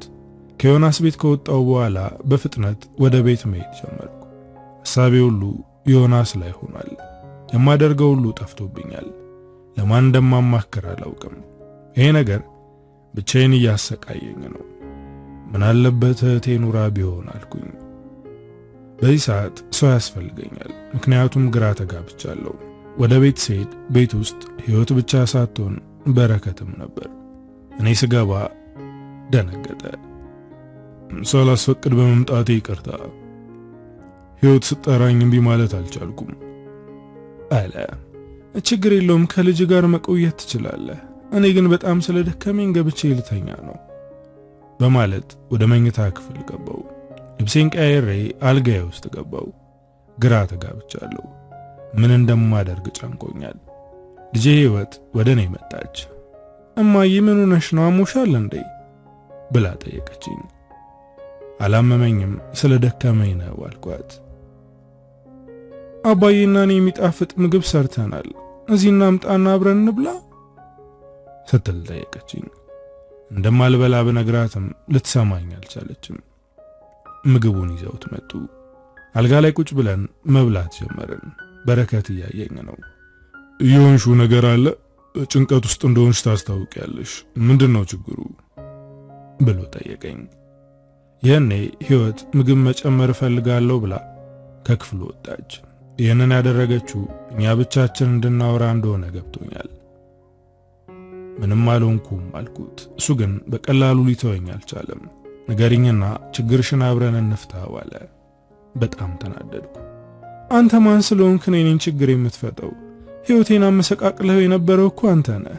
በቃ ተወኝ ብዬ ጮህኩበት። ህይወት የኔን ጩኸት ስትሰማ በፍጥነት መጣች። ምንድነው ማየ አለች። አሁን ብቻዬን መሆን ስለምፈልግ ሁለታችሁም ከክፍል ይወጡልኝ አልኳቸው። ምንም ሳይናገሩ ምግቡን ይዘው ወጡ። ራስ አቅፌ ስቅስቅ ብዬ አለቀስኩ። ብዙ ነገሮችን አሳልፌያለሁ። ህይወቴ ከመጀመሪያውም ከባድ ነበር፣ ግን እንዳሁኑ ግራ ተጋብቼ አላውቅም። ስልኬን አንስቼ ለዮናስ ደወልኩለት። በመጀመሪያው ጥሪ ነበር ያነሳው። ግራ ተጋብቻለሁ፣ ምን ማድረግ እንዳለብኝ አላውቅም ብዬ ስቅስቅ ብዬ አለቀስኩበት። አሁን ተረጋጊ፣ ቅድም እንዳልኩሽ ጭንቅላትሽን ሳይሆን ልብሽን እያዳመጥሽ ተኝ አለ። ከሱ ጋር እያወራው ህይወት ወደ ክፍሌ በመግባት አባዬ እዚህ ነው የሚያድረው አይደለም አየ አለችኝ። ዮናስ የተናገረችውን ሰምቷል። የልጅሽ አባት ቤት አለ ማለት ነው ሲል ጠየቀኝ። እኔም ወደ ህይወት ዞር ብዬ ስልክ እያናገርኩ ነው፣ በሩን ዘግተሽ ውጪ አልኳት። እሷም ወጣች። ዮናስ መናደድ ጀመረ። ግራ የተጋባሹ የልጅሽ አባት ስለመጣ ነው እንዳልሆነ ነገርኩት። እሱ ግን ሊረጋጋ አልቻለም። አሁን እመጣለሁ፣ በመካከላችን ያለውን ግንኙነት ይፋ እናደርገዋለን አለ። በጭራሽ መሆን አይችልም። አሁን ወደዚህ ከመጣ ድጋሚ እኔን አታየውም በማለት እንዳይመጣ አስቆምኩት። ስልኩን ከዘጋሁት በኋላ ወደ ሳሎን ሄድኩኝ። አባትና ልጅ ተቃቅፈው ፊልም እያዩ ነው። ከእናንተ ጋር ፊልም ማየት እችላለሁ አልኳቸው። እነሱም ፈገግ ብለው ትችያለሽ አሉኝ። ከነሱ ጋር ፊልም ማየት ጀመርኩ። ህይወት መሃላችን ተቀምጣ የሁለታችንንም እጅ ይዛለች። ስልኬ መጥራት ጀመረ። ሳየው የደወለው ዮናስ ነው። የሁለቱም አይን ስልኬ ላይ ነው። ዮናስ የሚለውን ህይወት ስታየው ፊቷ ፈካ። እኔን አየችኝ። ወደ ጆሮዬ ጠጋ ብላ እማዬ እኔ የማውቅ ዮናስ ነው ብላ ጠየቀችኝ። አይደለም ሌላ ነው ብዬ ስልኩን ሳላነሳ ድምፁን አጠፋሁት። ህይወት ግን አላመነችኝም። ስልኬን እያየች ነው። ፊልሙ ሲያልቅ በረከት ሶፋ ላይ ተኛ። እኛም ወደ ክፍላችን ገብተን ተኛን። ጠዋት አይኔን ስገልጥ ረፍዶ ነበር። ስልኬን ካስቀመጥኩበት የለም። በድንጋጤ ተነስቼ ወደ ሳሎን ስሄድ ህይወት ስልኬን ይዘው አገኘኋት። ጌም እየተጫወትኩ ነበር አለች። የራሽ ስልክ አለ አይደል እንዴ? ከዚህ በኋላ ሳታስፈቅጂ ስልኬን እንዳትነኪ አልኳት። ደግነቱ ከዮናስ ጋር የተላላክናቸውን መልእክቶች አጥፍቻቸዋለሁ። ወደ ስራ ስሄድ ዮናስ አልመጣም። ስልክ ደወልኩለት። ምኑነን ያልመጣው አልኩት። እሱም በጣም እንዳመመውና መንቀሳቀስ እንዳቃተው ነገረኝ። ደነገጥኩ። ወደ ዳይሬክተሩ በመሄድ ለዛሬ ፍቀድልኝ ብዬ ፍቃድ ወሰድኩኝ። በፍጥነት ወደ ዮናስ ቤት ሄድኩኝ። በሩን ሳንኳኳ ከፈተልኝ። የለበሰው ቁምጣ ብቻ ነው፣ ከላይ ምንም አልለበሰም። ስፖርት ስለሚሰራ የደረቱ ስፋትና ጡንቻው ደስ ይላል። ወደ ውስጥ በመግባት እንዳመመ ነበር የነገርከኝ፣ ግን እንደማይ ከሆነ ጤነኛ ነህ አልኩት። እሱም ወደ እኔ በመጠጋት እጄን ደረቱ ላይ በማድረግ ልቤን እያመመኝ ነው። የልጅሽ አባት አንቺ ቤት እንደነበር ካወቅኩበት ሰዓት አንስቶ እየተረበሽኩ ነው። እንቅልፍ መተኛት አልቻልኩም። የምታወራው ነገር ከህመም ጋር አይገናኝም። የኔ ግን ተገናኝቷል። ፍቅር የሚባል ልክፍት ለክፎኛል። መድኃኒቴ ደግሞ አንቺ ብቻ ነሽ። በማለት ሊስመኝ ሲጠጋ ሸሸሁት። ደግሞ ከመምጣትሽ ከትንሽ ደቂቃ በፊት ልጅሽ ደውላልኝ ነበር አለ። በድንጋጤ ክው አልኩኝ። ደውላ ምን አለች? ስታየኝ እንደወደደችኝና ከኔ ጋር በደንብ መተዋወቅ እንደምትፈልግ ነገረችኝ። ወደሱ በመቅረብ ዮኒ ከሷ ትርቃለህ አልኩት። እሱም እየሳቀ ምን ነው ቀናሽ እንዴ? ንግግሩ ሰቀጠጠኝ። ከልጄ ጋር እንደዚህ አይነት ተመሳሳይ ነገር ውስጥ መግባት ያስጠላኝ። ልጄ ህይወቴ ናት። ስትጎዳ ማየት አልፈልግም። ልቧ ቅርብ ነው። ከተቀራረባችሁ ፍቅር ሊይዛት ይችላል። አታስቢ፣ ከሷ ለመራቅ ሞክራለሁ። ጧት ስልኬን የወሰደችው የሱን ስልክ ለመውሰድ እንደሆነ ገባኝ። ከዮናስ ጋር ቀን ሙሉ አብረን ዋለን። ያለምንም ሐሳብ ደስ የሚል ቀን ነበር ያሳለፍነው። ስልኩ በተደጋጋሚ እየጠራ ነው። በመጨረሻም ሳይለንት አድርጎ አስቀመጠው። ማን የሚደውልልህ ስለው አባቴ ነው ብሎ አሸኝ። እሱ ወደ መጸዳጃ ቤት ሲገባ የተደወለውን ቁጥር አየሁት። ይህ ስልክ የልጄ ቁጥር ነው። ልጄንም ራሴንም እሳት ውስጥ እየከተትኩ እንደሆነ ገባኝ። እሱ ከመጸዳጃ ቤት ሲወጣ ለመሄድ ተዘጋጅቼ ጨርሼ ነበር። ሳይኝ ደነገጠ። ምን ነው የት ለመሄድ ነው አለ። ወደ ቤት መሄድ እንዳለብኝ ነገርኩት። ትንሽ ቆይ ብሎ አባብሎ ሊያስቆየኝ ሞከረ። እኔ ግን መቆየት እንደማልፈልግ ነገርኩት። ከሱ ቤት ስወጣ ድጋሚ ወደዚህ እንደማልመጣና ከሱ መራቅ ግዴታ እንደሆነ ለራሴ ቃል ገብቼ ነው የወጣሁት። ወደ ቤት እንደገባው ህይወት ላይ ጮኩባት። አንቺ እኮ ገና ልጅ ነሽ፣ እንዴት እንደዚህ አይነት ነገር ታደርጊያለሽ አልኩኝ። እማዬ ላንቺ ልጅ ነኝ፣ ግን አድጌያለሁ እኮ። የ7 ዓመት ልጅ አይደለሁም። የፈለኩትን አደርጋለሁ አለችኝ። በንዴት በጥፊ መተዋት። ተናዳ ወደ ክፍሏ ገባች። ያደረኩት ነገር ልክ ይሁን አይሆን አላውቅም፣ ግን ከዮናስ ጋር ለመቀራረብ የምታደርገው ነገር ልክ አይደለም። ከተረጋጋው በኋላ ወደ እሷ ሄድኩኝ። አኩርፋ ተቀምጣለች። ከጎኗ ቁጭ ብዬ ልጄ እኔ የሰራሁትን ስህተት እንድትደግሚው ስለማልፈልግ ነው። ገና ልጅ እያለሁ ነው ከአባትሽ ጋር የተሳሳት ነው። እህቴ ብትመክረኝ አልሰማዋትም። እሷን ባለመስማቴ የህይወቴ አቅጣጫ ተቀየረ። ህልሜን ረሳው አልኳት። ስለዚህ እኔን በመውለድሽ ትጸጸቻለሽ ማለት ነው አለች። በንግግሯ አደነገጥኩ። በጭራሽ አልጸጸትም። አንቺ እኮ ህይወቴ ነሽ። አንቺን ላለማጣት ብዙ ነገር ተቋቁሜያለሁ በማለት አቀፍኳት። እማዬ እንዳንቺ አይነት ጠንካራ እናት ስላለችኝ ምንም አልሆንም። ከዮናስ ጋር መቀራረብ እፈልጋለሁ። ሳይው ደስ ብሎኛል፣ ግን ምንም አይነት ስህተት ላልሰራ ቃል እገባለሁ አለችኝ። ህይወት ዮናስን መተው እንደማትችል ሲገባኝ እኔ መተው እንዳለብኝ ወሰንኩኝ። ዮናስ ከኔም ሆነ ከልጄ የሚርቅበትን መንገድ እስከማገኝ እኔ ቀድሜ ከሱ ርቃለሁ። ማንም ሳያውቅ ወደ ሌላ ትምህርት ቤት እንዲያዘዋውሩኝ ማመልከቻ ጻፍኩኝ።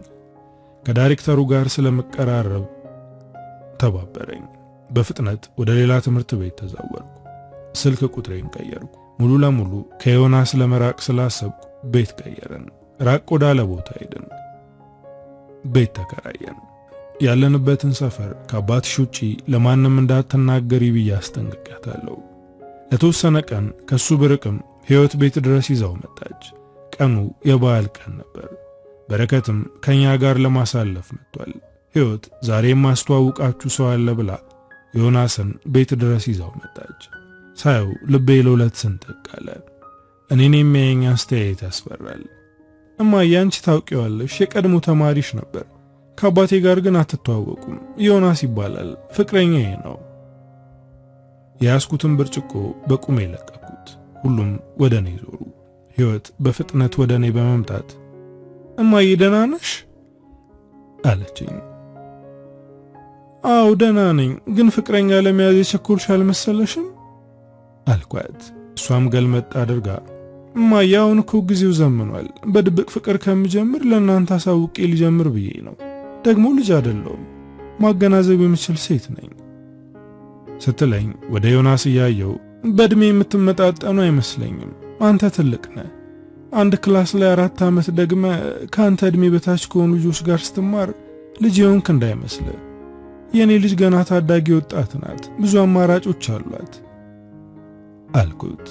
እሱም ፈገግ ለማለት እየሞከረ ፍቅር የእድሜ ወሰን የለውም። ልጅሽ ደፋርና የውሳኔ ሰው ናት። በዚህ እድሜዋ ምን ማድረግ እንዳለባት የምታውቅና ተረጋግታ ፈጣን ውሳኔ የምትወስን ሴት ናት አለኝ። በረከት በዝምታ ነበር ሲያየ ነበረው። የበረከት ዝምታ ግራ አጋባኝ። ወደሱ ዞር ብዬ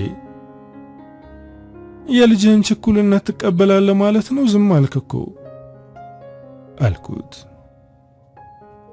ዛሬ በዓል ነው፣ ምንም መጨቃጨቅ አያስፈልግም። ከልጄ ጋር ብቻችን እናወራለን። ከሷ ጋር ብቻ ሳይሆን ካንተ ጋርም የምናወራቸው ብዙ ነገሮች አሉ አለ። ዮናስ በዓልን ከኛ ጋር አሳለፈ። አይኑ ግን እኔ ላይ ነበር። ሕይወት እሱን በፍቅር ታየዋለች፣ እሱ ደግሞ እኔን። በረከት በዝምታ እየታዘበ ነው። አመሻሽ ላይ በቃ ልሂድ ብሎ ሲነሳ በረከት እያወራን በዛው ሸኛለሁ ብሎ አብሮት ተነሳ። ደነገጥኩ። ዮናስ የማይሆን ነገር እንዳይዘላብድ ፈርቻለሁ። የሕይወትን ግንባር ስሞ እኔን እጄን ጨብጦ ወጣ። በረከትም ተከትሎት ወጣ። ሕይወት እኔን እያየች እማዬ አትጨነቂ፣ እኔ ራሴን እጠብቃለሁ አለች። ምንም የጀመርሽው ነገር የለም አይደል? እባክሽ ውዬ የተፈጠረውን ንገሪኝ። አልቆጣም፣ ግን ሁሉንም ነገር በግልጽ እንድትነግሪኝ እፈልጋለሁ አልኳት። እማዬ ዮናስ ጨዋ ወንድ ነው። የሚገርምሽ ልስመው ስሞክር አሁን አይሆንም አለኝ። አንቺ እንደምትፈሪው አይደለም። ዮናስ እጆቼን ከመያዝ ውጪ ምንም አይነት ነገር ለማድረግ ፍላጎት የለውም። ገና ልጅ ነሽ፣ ሁሉም ነገር ጊዜ አለው ይለኛል አለች። እፎይ ብዬ ተነፈስኩ። በረከት ዮናስን ሸኝቶ ተመለሰ። ግን በሐሳብ ጭልጥ ብሏል። ምን ሆነ ነው ብለውም ደህና ነኝ ከማለት ውጪ ሌላ ነገር ሊነግረኝ ፍቃደኛ አይደለም። በነጋታው ወደ ሥራ ሄድኩኝ። የበዓል ማግስት ስለሆነ ብዙም ተማሪ አይኖርም። ለማንኛውም የመጡትን ላስተምር ብዬ ስገባ ዮናስ ቁጭ ብሎ አገኘሁት። ደንግጬ አፈጠጥኩበት። ያለ ክላስህን የገባኸው አንተ የኔ ተማሪ አይደለህም አልኩት። አዲስ ተማሪ ነኝ፣ በመሸኛን የመጣሁት አለ። እኔ ስምህ ስላልደረሰኝ ውጣ አልኩት። እሱም እሺ በማለት ወጣ። እሱ ከወጣ በኋላ ማስተማር ጀመርኩ። ከትንሽ ቆይታ በኋላ ርዕሰ መምህሯን ይዟት መጣ። በመሸኛ የመጣ ተማሪ ነው፣ ስሙን እናስተላልፋለን፣ እስከዛው መማር ይችላል አለችኝ። ዮናስ ገብቶ ተቀመጠ። በንዴት ደም ስሬ ተገታተረ። እሱ ግን የሚያየኝ በፍቅር ነው። አስተምሬ ስጨርስ ተከትሎኝ ወጣ። መምህርት አንዴ ላናግርሽ ብሎ አስቆመኝ። ድምፁን ዝቅ አድርጎ መናገር ጀመረ። ከአንቺ ተለይቼ መኖር አልችልም፣ አንቺ ባለሽበት ሁሉ አለው ሲለኝ አፈጠጥኩበት። አንተ በጣም ክፉ ሰው ነህ፣ እንዴት ልጄን ትጠቀምባታለህ? ይኸው ባንቺ እምላለሁ፣ ጫፏን አልነካውም፣ ወደፊትም አላደርገውም። አንቺን ለማግኘት ብዬ ነበር የቀረብኳት፣ እሷ ግን ፍቅር ውስጥ ገባች አለ። አሁን ሁሉም ነገር አብቅቷል፣ እኔን ተወኝ፣ ከቻልክ ከልጄ ምራቅ። በጭራሽ ካንቺ አርቅም፣ ከበረከት ጋር ያለሽ ቀረቤታም እየጎዳኝ ነው። ስለዚህ ከዚህ በኋላ በከባዱ ትጎዳለህ ማለት ነው። ምክንያቱም እኔና በረከት ለልጃችን ስንል ድጋሚ አብረን ሆነናል አልኩት። ባንዴ ፊቱ ተለዋወጠ። እጄን አጥብቆ ያዘኝ። እጄን እያሳመምከኝ ነው፣ ልቀቀኝ። በፍጹም አታደርጊውም፣ ከሱ በላይ እኔን ትወጂኛለሽ። አንቺ ያለ እኔ ያለ አንቺ መኖር አንችልም። ያንን ሰው ከዙሪያሽ ካላስወገድሽው ገለዋለሁ በማለት አስፈራርቶኝ ሄደ። እንደዚህ ተናዶ አይቼው አላውቅም። ባንዴ ተቀያየረ። በረከትን የሆነ ነገር እንዳያደርገው ፈራው። በእርግጠኝነት ደግሞ ያደርገዋል። ወደ ሄደበት ተከትዬ በመሄድ አስቆምኩት። ዮኒ በረከትንም ሆነ ልጄን ምንም እንዳታደርጋቸው፣ እንዴትን መወጣት ካለብን እኔ ላይ ተወጣ። ምንም እንዳላደርጋቸው ከፈለግሽ አሁን ወደ ቤት እንሂድ፣ በጣም ናፍቀሽኛል፣ አቅፌ ልስምሽ እፈልጋለሁ አለ። ለልጄና ለልጄ አባት ብዬ ይሁን ወይም ደግሞ ስለናፈቀኝ ባላውቅም ተከትየው ወደ ቤት ሄድኩኝ። በሩን ከፍተን እንደገባን ነበር ተቃቅፈን የተሳሳም ነው። ለተወሰነ ሰዓት ካለንበት ዓለም ወጥተን ሌላ ዓለም ውስጥ ነበርን። ልጄ ፍቅረኛዬ ብላ ካስተዋወቀችኝ ወንድ ጋር እንደዚህ መሆኔ ጥፋት እንደሆነ አውቃለሁ። ግን ደግሞ ነገሮች ከስሜቴ ጋር ተባብረው የሱ ቅፍ ውስጥ እንድገባ አደረጉኝ። በጣም ናፍቀሽ ነበር አለ። እኔ ምናፍቆኝ ነበር፣ ግን ልነግረው አልፈልግም። አንቺ ባትነግሪኝም እንደናፈኩሽ አውቃለሁ። አይኖችሽን በማየት ብቻ እረዳሻለሁ። ትላንት እንዴት ስታይኝ እንደነበር አስተውያለሁ። በእነዚህ ውብ አይኖችሽ ሰረቅ አድርገሽ ስታይኝ ራሴን መቆጣጠር እየከበደኝ ነበር። ከበረከት ጋር እንዳልጀመራችሁ ንገሪኝ። ቅድም የነገርሽ ነገር እውነት አይደለም አይደል? ብሎ ጠየቀኝ። እየዋሸው ነው ብለው አሁንም በእኔ ተስፋ እንዲኖረው አደርጋለሁ። ስለዚህ ሁለታችንም ለልጃችን ስንል ድጋሚ አንድ ላይ ለመሆን እያሰብን ነው አልኩት። ይህን ተናግሬ ስጨርስ ሳላስበው አንገቴን ፈጥርቆ ያዘኝ።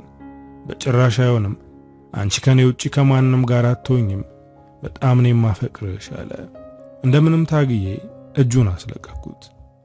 አንተ አብደሃል በማለት ልብሴን ለባበስኩ። አዎ ባንቺ ፍቅር አብጃለሁ። አንቺ ከሌላ ወንድ ጋር ለመሆን ስትሞክሪ የአንድ ሰው ሕይወት እንደሚጠፋ ወሰንሽ ማለት ነው አለ። ምንም አልተናገርኩትም። ወጥቼ ሄድኩኝ። መንገድ ላይ ያለው በረከት ደወለልኝ። የት ነሽ? ብቻሽን ላናግርሽ ፈልጋለሁ አለ። ልጄ ምን ሆነች አልኩት። ሕይወት ምንም አልሆነችም፣ ስለሌላ ጉዳይ ላናግርሽ ስለፈለኩ ነው አለ። እኔም እሺ ብዬ ወዳለበት ቦታ ሄድኩኝ። ቡና አዘን እየጠጣን ማውራት ጀመርን። ምንድነው ልታማክረኝ የፈለከው ስል ጠየቅኩት። እሱም በጭንቀት ከተነፈሰ በኋላ ዮናስ ጤነኛ አይደለም፣ እናቱ ከሞተች ጊዜ ጀምሮ የአእምሮ እክል ገጥሞታል። ሕክምናውን እየተከታተለ ነበር፣ ግን ከቅርብ ጊዜ ወዲያ አቋርጧል። የእንጀራ እናቱን አንቆ ለመግደል በተደጋጋሚ ሞክሮ ነበር። ከዛም ከአንዲት ሴት ፍቅር ሲይዘው አባቱንና እንጀራ እናቱን ትቶ ያቺን ሴት መከተል ጀመረ አለ። ውስጤ በድንጋጤ ተናወጠ። አንተ ይህን እንዴት አወቅ አልኩት። በረከት እኔን እያየ የምወዳቸው ሰዎች ዙሪያ ያለውን ሰው ማንነት ማጣራት ጥፋት አይደለም፣ ስለሱ ብዙ ለማጣራት ሞከርኩ አለኝ።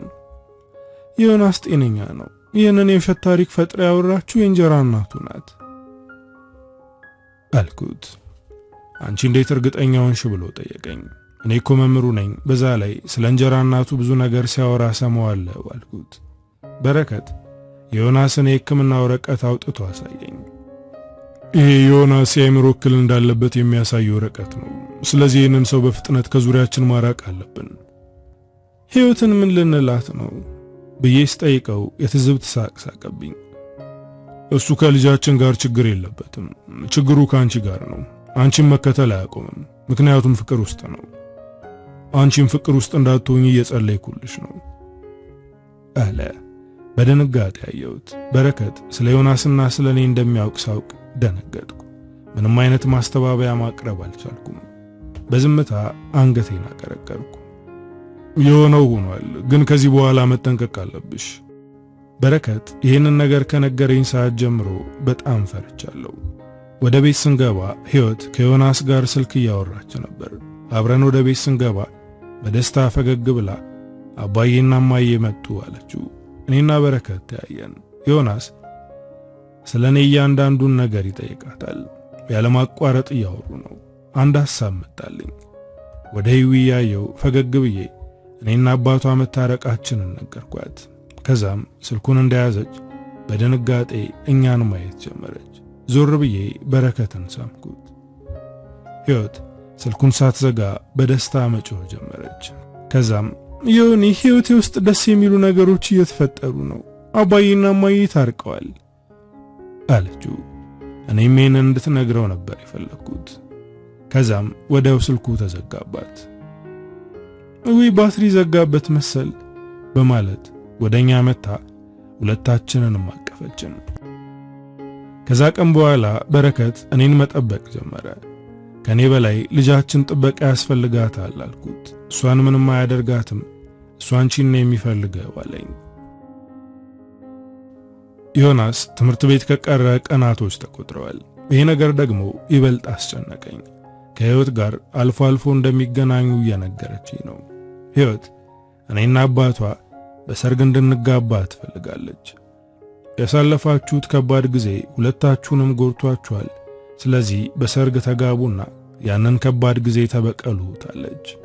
እኔ እንደዛ አልፈለኩም፣ ግን እሷ እየተጫነችኝ ስለሆነ ትልቅ ሰርግ እንኳን ባይሆን ቀለል ያለ ፕሮግራም እናዘጋጅ አልኩት። እሺ ግን አንድ ጥያቄ ልጠይቅሽ አለኝ።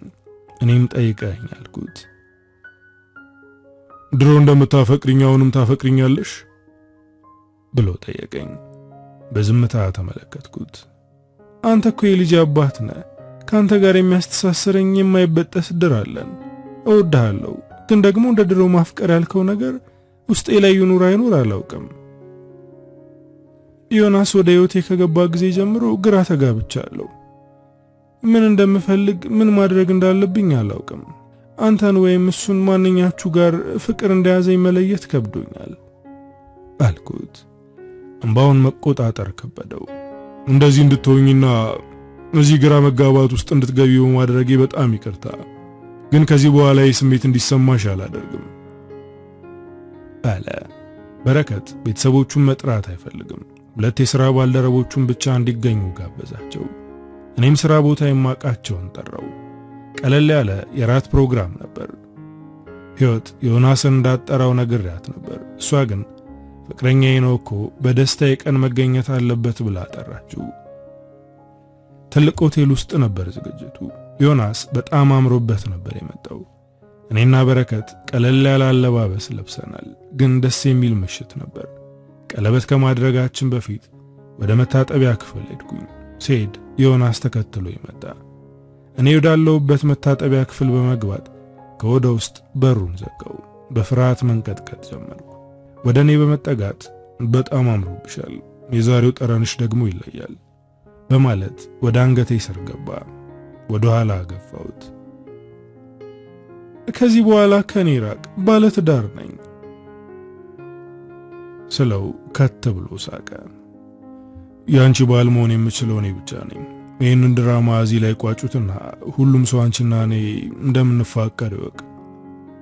በጭራሽ ድራማ አይደለም፣ በረከትን ወድጄዋለሁ ስለው አንገቴን አንቆ ያዘኝ። ስለዚህ የሰማሁት ነገር እውነት ነው ማለት ነው? አንተ ጤነኛ አይደለም፣ የአእምሮ በሽተኛ ነህ አልኩት። አንገቴን አልለቀቀኝም። ስለዚህ ባንቺ መጡብኝ ማለት ነው? ሁሉም ሰው እብድ ብሎ ሲርቀኝ አንቺ ብቻ ነበርሽ የቀረብሽኝ። አንቺና እኔ የማንነጣጠል ሰዎች ነን። ደግሞ መኝኝ፣ እብድ አይደለሁም አለ። አንገቴን እያጠበቀኝ ስለሆነ ትንፋሽ ያጠረኝ ነው። ድንገት የመታጠቢያ ቤቱ በር ለመከፈት ሲሞከር አንገቴን ለቀቀኝ። በረከት በሩን ከፍቶ ሲገባ እኔና ዮናስ ፊት ለፊት ቆመናል። እኔን አስተውሎ እያየኝ ደህና ነሽ ብሎ ጠየቀኝ። እኔም ደህና ነኝ አልኩት። ዮናስ ምንም ሳይናገር ወጥቶ ሄደ። በረከት ወደ እኔ ጠጋ ብሎ ያደረገሽ ነገር አለ እንዴ ብሎ ጠየቀኝ። ምንም እንዳላደረገ ነገርኩት። አብረን ወደ እንግዶቻችን ተመለስን። ስንመለስ ዮናስ አልነበረም። ሂዊ ፍቅረኛሽ የት ሄደ ብሎ በረከት ጠየቃት። አባቱ እንደታመመ ተደውሎለት ሄደ አለችኝ። በረከት ወደ እኔ ዞሮ እያየ በቃ ወደ ፕሮግራማችን ንግባ አለ። ከበረከት ጋር ቀለበት አሰርን። ከልጃችንና ከጓደኞቻችን ጋር ደስ የሚል ምሽት አሳለፍን። ወደ ቤት ስንሄድ ደክሞን ነበር። ከመግባታችን ነበር የተኛ ነው። ጧት በሩ በኃይል ተንኳኳ። በረከት ተነስቶ ከፈተ። በጧት የመጡት ፖሊሶች ነበሩ። ሁላችንም ደነገጥን። አቤት ምንድነው አልኩኝ። ለጥያቄ ትፈለጊያለሽ አሉ። በረከት ጉዳዩ ምንድነው ብሎ ጠየቃቸው። በዮናስ ሞት ምክንያት አንዳንድ ጥያቄዎችን ጠይቅሻለን አለ። ይህኔ ሕይወት በድንጋጤ ራሷን ሳተች። እኔም ደንግጫለሁ። ወደ ፖሊስ ጣቢያ ይዘውኝ ሄዱ። ዮናስ ማታ ወደ ቤቱ ሄዶ ራሱን አጠፋ። ይሄን ያደርጋል ብዬ አላሰብኩም። በንዴት ሌላ ሰው ይጎዳል ብዬ እንጂ ራሱን እንደሚጎዳ አላሰብኩም ነበር። ስቅስቅ ብዬ አለቀስኩ። ውስጤ በሐዘን ተኮራመተ። ፖሊሶቹ አንዳንድ ጥያቄዎችን ጠይቀው ለቀቁኝ፣ ግን የጻፈውን ደብዳቤ ሰጥተውኛል። ከእናቴና ከአንቺ ውጪ የምወደው ሰው የለም። ሁለታችሁም ደስ በሚል አስተያየት ታዩኛላችሁ። ቃል አውጥተሽ ፍቅርሽን ባትገልጪልኝም አይኖችሽ ይናገራሉ። ከአንቺ ጥልቅ የሆነ ፍቅር ይዞኛል። ከኔ ውጪ ማንም እንዲወድሽ አልፈልግም። እንኳን ሌላ ወንድ ልጅሽ እንኳን በፍቅር ስታቅፍሽ እቀናለሁ። ምክንያቱም ከኔ ውጪ ሌላ ሰው እንዲወድሽ ስለማልፈልግ ነው። ከአንቺ ጋር ረጅም ሕይወት እኖራለሁ ብዬ አስቤ ነበር፣ ግን ደግሞ አልሆነም። ከልጅሽ አባት ጋር ቀለበት ለማሰር ተዘጋጅተሽ ሳይሽ እውነት አልመሰለኝም ነበር። ግን አይኖችሽን ሳይ ፍርሃት ውስጥ እንደሆንሽ አየሁ። እነዛ በስስትና በፍቅር የሚያዩኝ አይኖችሽ በፍርሃት ተመለከቱኝ። እብድነህ የአእምሮ እክል አለብህ አልሽኝ። ይህኔ ነበር በራሴ ተስፋ የቆረጥኩት። ራሴ ላይ ይህንን ነገር በማድረጌ እንደምትናደጅብኝ ያውቃለሁ። ግን ይቅር በይኝ። ለአንቺ ደስታ ስል ያደረግኩት ነገር ነው። እኔ በህይወት ከቆየው ህይወትሽን እንደምበጠብጠው ስለማውቅ ነው ራሴን መስዋዕት ያደረግኩት። በጣም አፈቅርሻለሁ የሚል ደብዳቤ ጽፎ ነው የሞተው። ይህንን ሳነብ ከልቤ ነበር ያነባሁት። አልቅሼ እምባዬን ጠራርጌ ወደ ቤት ስገባ በረከት ህይወትን አቅፎ እያጽናናት ነበር። ህይወት እኔን ስታይ ተነስታ ወደ እኔ መጣች። እማዬ በጣም ይቅርታ ብላ ሲቃ እየተናነቃት አቀፈችኝ። የሆነውን ሁሉ በረከት ነግሯታል። ምክንያቱም ተደብቆ የሚቀር ነገር ስላልሆነ። ሂዊ ይህንን ሰምታ የምትረጋጋ አልመሰለኝም ነበር። እኔን ተወቅሰኛለች ብዬ አስቤ ነበር፣ ግን ተረዳችኝ። እኔና ልጄ እርስ በርሳችን ተጽናናን። የማንጠብቀው ነገር ህይወታችን ውስጥ ይከሰታል። የኔና የቤተሰብ ህይወት ውስጥ የተከሰተውም ይሄ ነው። ዮናስ የኔም የቤተሰብ ህይወት ላይ ታሪክ አሳርፎ ነው ያለፈው። ክፉም ጥሩም ነገር አድርጓል። እኔና ዮኒ ከበረከት በፊት ብንተዋወቅና ነገሮች የተለዩ ቢሆን ምናልባት የተለየ ታሪክ ሊኖረን ይችል ነበር። የኔና የዮናስ ግንኙነት የማይደገም ህልም ነው። አሁን ከበረከት ጋር ትዳር መስርተን እየኖርን ነው። ልጃችንም የኮሌጅ ተማሪ ናት። በህይወት ያለ ሰው መኖር ይቀጥላል። አበቃው። ከፊያሜታ አምሃ።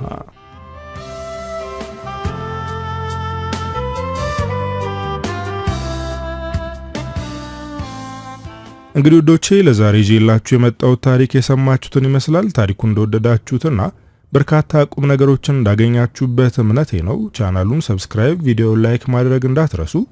በቀጣይ በሌላ ስራ እስክንገናኝ ሀገራችንን ሰላም ያደርግልን። ቻው።